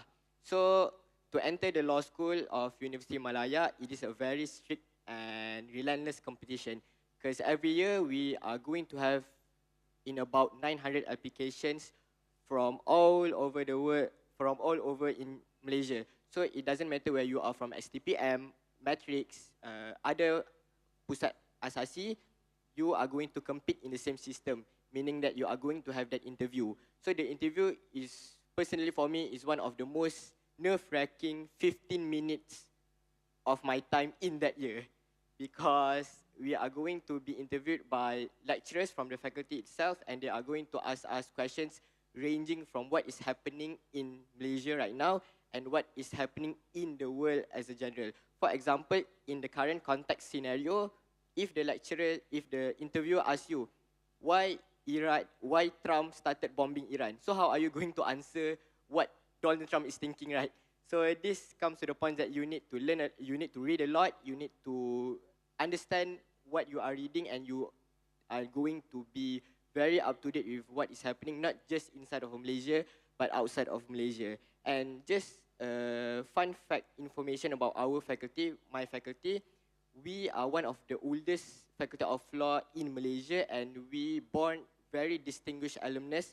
For example, we have Datuk Seri Azalina, our current Minister of Law and Reformation, Datuk Seri Ismail Sabri Yaakob, our 9th Prime Minister, Tan Sri Shafi Abdullah, the lead counsel for Datuk Seri Najib, and many more important figures in Malaysia come from the Faculty of Law. So I invite all of you, regardless from what background, to come with us and go on journey of law together with me and the other students in the Faculty of Law lah.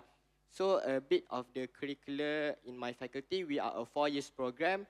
3 years you reserve for the theory, you learn about stuff ranging from land law, family law, civil law, criminal law, and your 4th year is reserved for your practical year, which means that you are going to practice to serve as an advocate and solicitor in the Court of Malaya later. So if you can see in front of you, the picture, one of the most memorable thing for me is that in the picture, I am having a picture in front of in the Palace of Justice in Putrajaya, in front of the Federal Court. And that is where our late Chief Justice, Yang Amat Arif Tengku Maimun, delivered her final judgments, as well as announcing that one of the provision in our law as unconstitutional, which is tidak berperlembagaan. So as a law student, that is a very important and a very moment that is very near to me, because you only read unconstitutional stuff in essays, in paragraphs.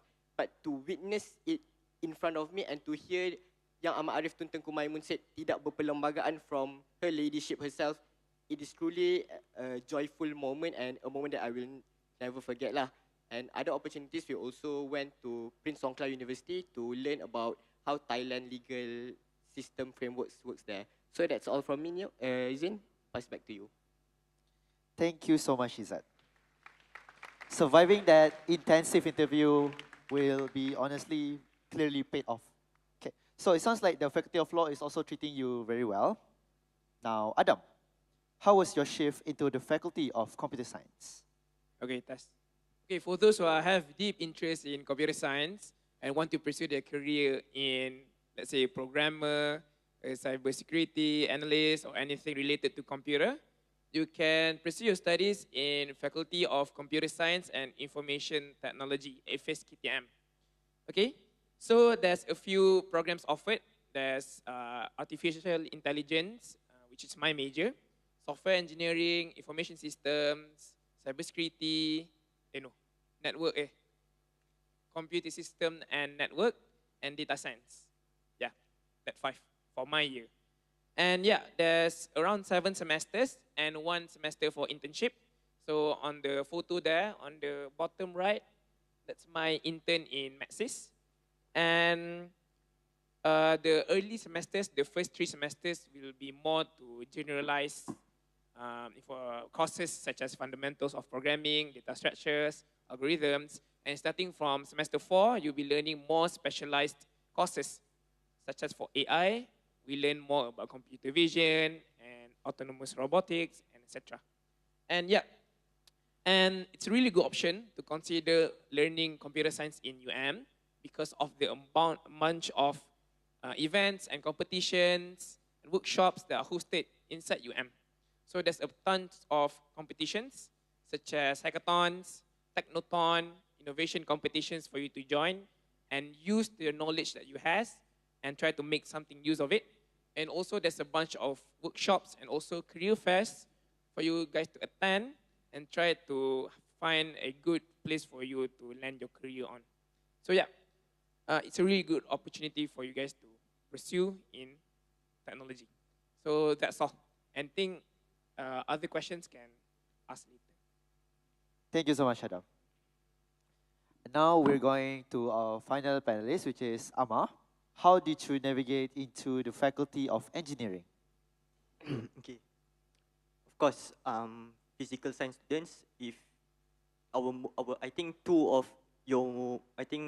most Pasum students for physical science, they're going to 2 major fields, either engineering or computer science. But I chose engineering because I want to run away from programming. Okay, but I told myself that I want to do engineering, but I don't know what field, what major do I want to take, because UM offers 5, mechanical, electrical, chemical, civil, and biomedical, those 5 lah. So what I did, in my autonomy, I put 4, I put all 4 except biomedical, because I don't take bio, so I don't think I want to go into biomedical, that's for sure. But with Allah's plan, I got civil engineering. Civil engineering is actually one of the most broad engineering majors there is, because you can specialize in a lot of things, such as structural, geotechnical, transportation, highway, and a lot more. Based on the pictures, that in the slide, you can see that there's a lot of cement lah on that slide, because yeah, when we say civil engineering, they think of buildings, they think of cements, they think of building materials, because that is true. But one thing about engineering is that whatever allegations you heard, I don't think it's true. Engineering is not as hard as you heard, but the path towards engineering and going through engineering, it's not easy. As engineers, you need to have a very good foundation in mathematics, physics, and also programming. Okay, why programming? Because engineers need to, sometimes you need to simulate data. You need to run sometimes hundreds, thousands, or millions of data, millions of simulations, trying to figure out which one is will yield the best outcome. So this is where all these programs help you. As for now, I have learned a lot of programs such as AutoCAD, MATLAB, and QGIS, which I experienced firsthand on. Oh, it is actually very useful for these particular types of problems. Well, I hope that I can go until my graduation year without losing my hair lah, because as for now, I still have all of my hair. Okay. So I think that's all from me lah for engineering. Thank you so much, Amal, for that realistic glimpse into engineering. So, we are now at our final round. Let's get a little personal to wrap things up. Please share your final advice to our new Pasum students. So, for each panelist, I'll be giving each of you at least 1 minute to give your final advice to them. So, Hasif, what is something you wish you knew earlier? Okay, thank you, Zain. So before answering the question, I think these three is the most important things in my life lah. The first one, action speaks louder than words. If you have the intention to joining a program or want to be successful, go for it. Yeah, give all out. That's the first one. Second, always down to the earth. Because of what? I'm sure that everyone in front of me right now, we are at the best university in Malaysia. We have the best lecturers, we have the best management, we have the best friends. So, maybe the things that I said just now will make we riak, takabur or what, but please be humble for everyone, okay? Especially to our parents and also other friends. Lastly, this is the most important thing to me in my life. I'm make sure that I'm always be a grateful person. Because I remember one sentence from the Quran said, La in syakartum la azidanakum, wa la in kafartum inna azabi la syadid. Which means, if you being more grateful, Allah will add more benefits to you. Kalau kita lebih banyak bersyukur, lagi banyak yang Allah bagi. Kalau dah tengok ayat tu, lagi banyak macam mana kan? Memang tak ada terhingga. So, as long as you being grateful, you are here, you as a Pasum student, which is, it is so hard to get in Pasum, so hard to get in UM, so hard to get the families of these friends. So, be grateful. Say thank you to your friends, the next friends to you. Say thank you sebab jadi kawan, dah 2 hari kita bersama, kan, at least 2 days. So, if you see the pictures in the slides, I put the pictures semua yang tak ada, semua bukan saya seorang lah. Okay? So I think that's all from me. If you guys have another question, you can ask me directly to my Instagram account. Thank you so much. Thank you so much, Hasif. Being humble, you can never go wrong with that. Neo, what is your advice on how to stay consistent throughout the year? Well, thank you, Zain. My advice are basically an amalgamation of what's already been said by all the other panelists. But if I could only give 3 advices, number 1 is to stay humble and be humble and stay humble. I understand that most of you who got accepted into this prestigious pre-U program are most probably the ones, are probably the top scorers in your batch. But understand this: you must be willing to admit when you are wrong. On some days, you might be better than this person. On some days, you might be, a bit slower than this person. So, take time to learn things from other people and at the same time, educate other people when they are wrong. For the second tip, is to organize your slides according to the number of week that you're in. Let's say week 1, organize each subject according to, organize everything according to subjects, and then inside those folders, separate each lecture note according to the number of weeks that you're in. So that it's more accessible when it comes to doing your revision later on. And then lastly, arguably the most important tip, it probably has already been said by Amar, do not bite off more than what you can chew. Or in Bahasa Melayu, there's a similar proverb or peribahasa, ukurlah baju di badan sendiri. Now, if you're willing to sacrifice your study time for other commitments, then you must be willing to make up for the lost time. Either study consistently on a day-to-day basis or be adaptable to changes. What changes are there? Who knows? God knows. And that is why, if you're willing to gamble, gamble it properly. If you're willing to lose time, make up for it by doing whatever according to the changes that will happen in the future. That is all from me. I'll pass the floor back to Zain. Thank you. Thank you so much, Neo. Leaving the ego at the door and organizing your fires early. That is a perfect piece of parting advice. Thank you, Neo. Now, Izzat, what advice would you give your past self? Hello. Okay, so just a short one from me. If I were to look back at my old self from Pasum, I would say that it is okay. And if nobody ever tell you this, I would like to tell you here now that it's okay to make mistakes. It's okay for you to make mistakes, for you to explore yourself and for you to learn more. Because Pasum University is the place for you to learn and is the place for you to make mistakes. But just trust me, don't make the same mistakes repeatedly. Because if you make the same mistake repeatedly, then the problem is from you lah, not from any other outstanding factor. So make as much mistakes as you can, but the most important question is that what did you get or what did you learn from the mistakes that you commit? So that's why I said this is the place for you to make some sort of mistakes, and you can go to your lecturers, you can go to your friends to learn about the mistake as well. And I can assure you, every one of you here, if you went to your lecturers in the lecture room in Pasum, no lecturers will ever chase you out of their class, no lecturers will chase you out of their room because of you asking a question, a simple question to them, provided with the correct manner and correct attitude. So it's okay for you to make as much mistakes as you want, but just remember, those mistakes are the one that you need to learn, and what can you take back to make sure that you are a good student in the future. And as you can see also in front, go find your emotional support flower as well. Emotional support is one of the most important things to be having Pasum as well. So I think that's all from me. Thank you. Thank you, Izzat. I really love your mindset. Now, for Adam, any final tools or even tips for the students? Okay, so just a final advice, just a quick one. There's a quote that I hold for a majority percentage of my life, which is start before you know how. Mulalah sebelum kamu tahu macam mana nak mula.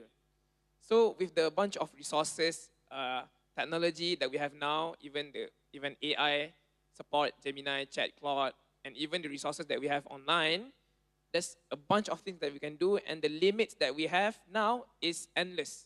So do try to join things, do try to join events, competitions, and do not be scared to join it, because the amount of resources you have and the learning curve that you have through joining those events will be a very big learning curve, and that will be the one differentiating to you and be the X factor that makes you special compared to others.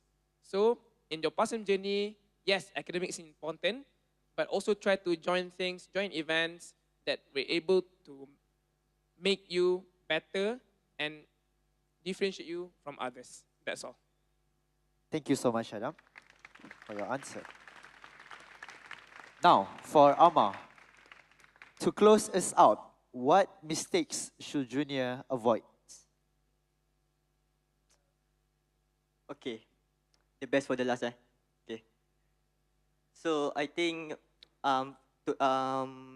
we've all shared some of the mistakes that we did and shared some tips on how can we improve from that particular mistake.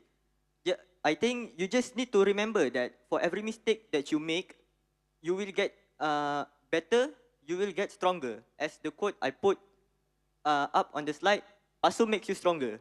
If you don't believe me, you can come and see me after you finish Pasum, and you can see how much Pasum has really changed you in a positive way.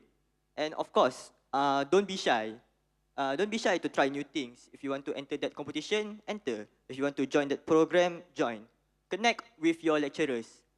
I think this is one tip I can give you if you really want to connect with your lecturers. Simple. Just be your class rep. Just be your class representative, because that is what I do from Pasum until degree. I think for the first few weeks of Pasum, I think I've gotten over, I think around almost 10 10 phone numbers of lecturers that taught me this subject. So basically, I'm collecting phone numbers like infinity stones lah back in the day. So connect with lecturers. They will help you. And of course, foundation isn't long. Pejam celik je dah habis. Hari ni MSKP, esok lusa tahu-tahu dah habis final semester 2. So make sure you make the most out of it and leave with zero regrets behind lah. So all the best and enjoy your Pasum journey. Thank you so much, Amar. What a fantastic way to wrap up the discussion, Amar. So now we are at the end of our session. Now we are at the Q&A session. So if you have any question regarding the session today, you can fill out this form and we can try to answer your questions.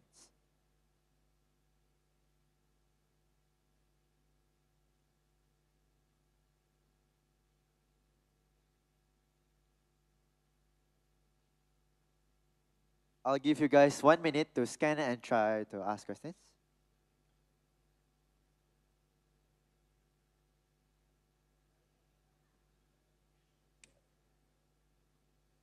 So we have one question here from Aklan Rifkula from Science Social.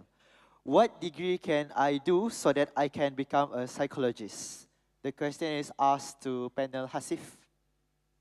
Psychologist, yes.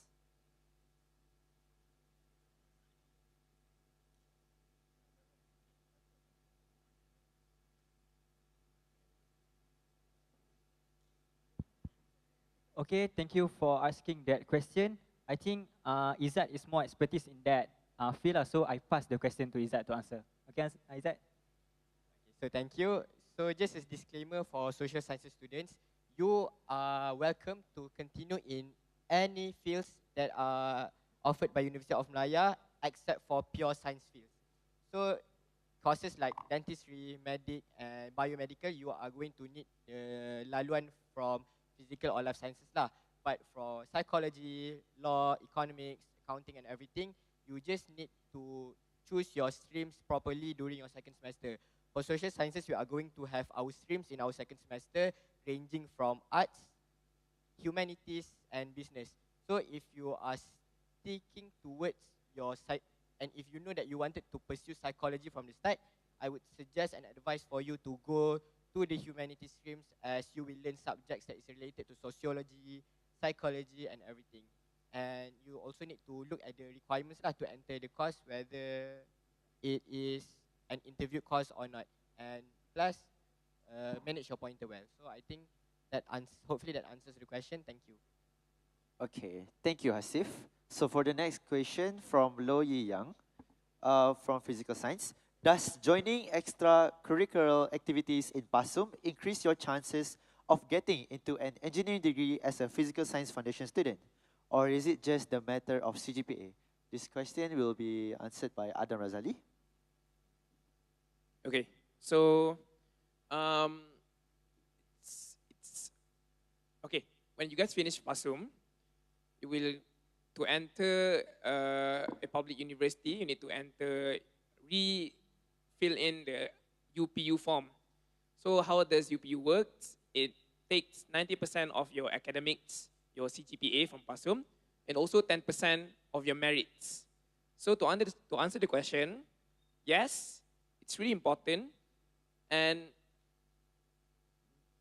it's a combination of the academics and the merits for you to be able to get accepted for the courses that you applied for. And if not mistaken, you guys need to check back, but for Pasum, the minimum amount of merits is 30.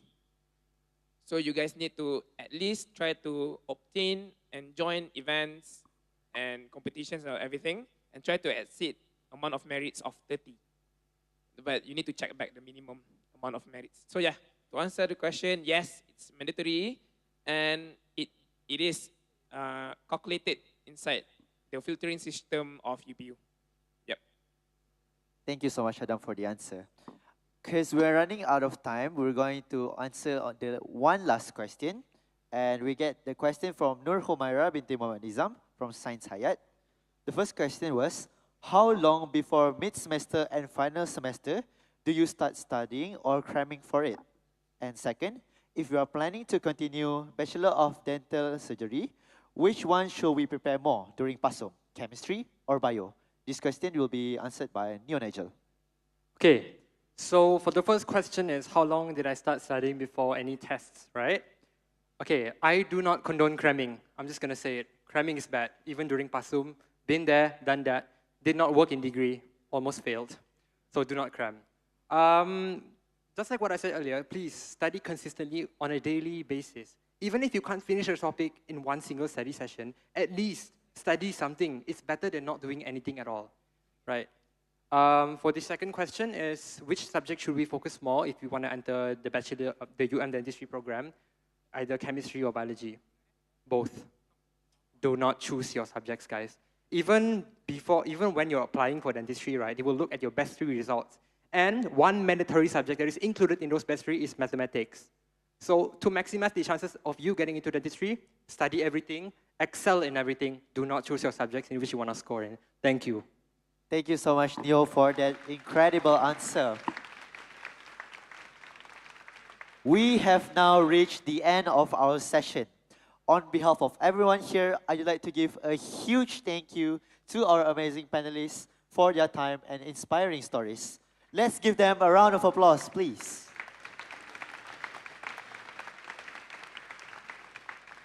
Ladies and gentlemen, we encourage all of you to scan the QR code and fill out the survey form to help us enhance future programs.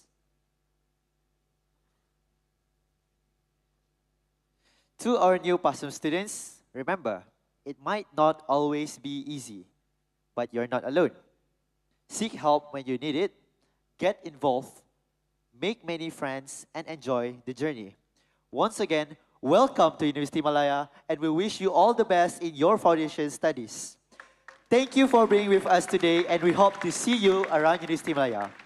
Assalamualaikum, and have a great day, everyone.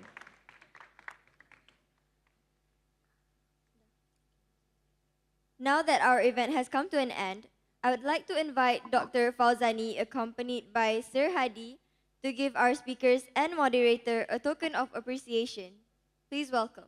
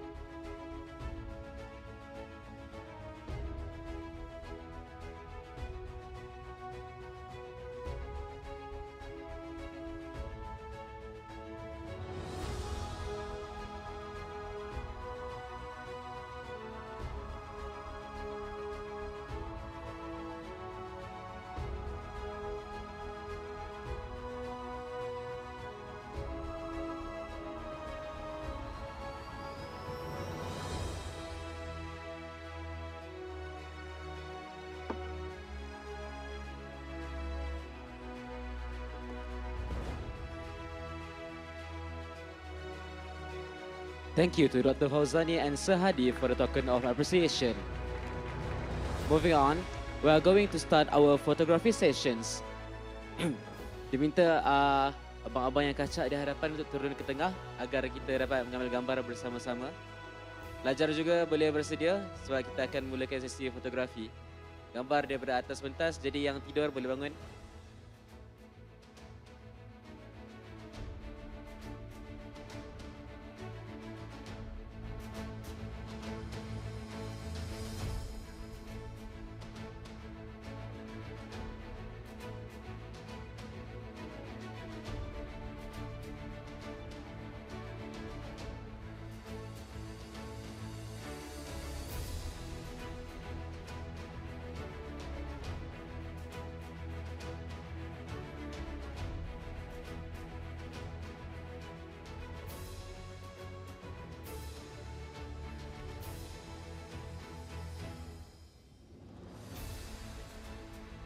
Alright, yang masuk kamera boleh buat UMS1.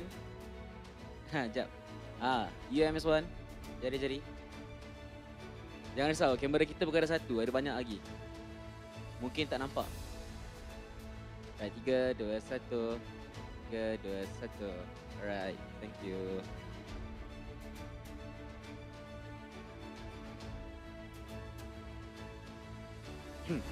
Ladies and gentlemen, please rise to the departure of our esteemed guests.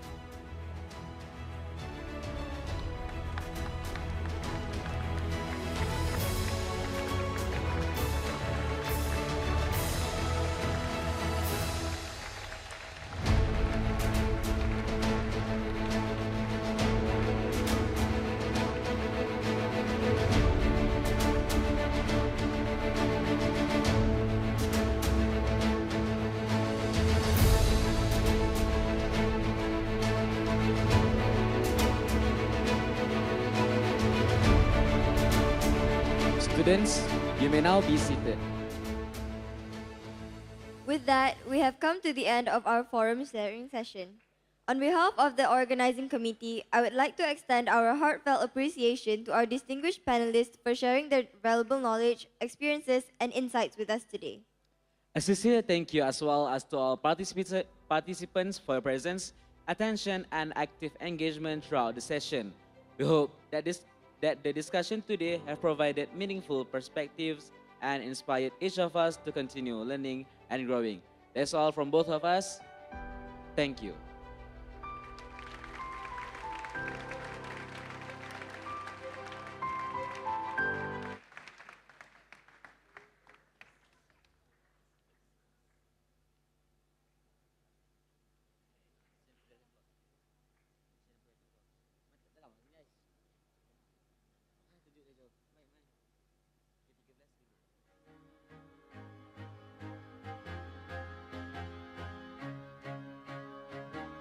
Alright, kita akan mulakan pergerakan keluar. Pastikan barangan anda berada bersama anda. Tak ada tertinggal. Kalau ada sampah, tolong angkat. Kita akan mulakan pergerakan dengan KK.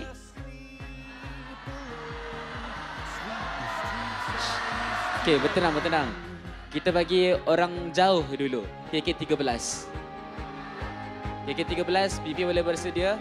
Anda akan mula bergerak kerana bas anda hampir tiba.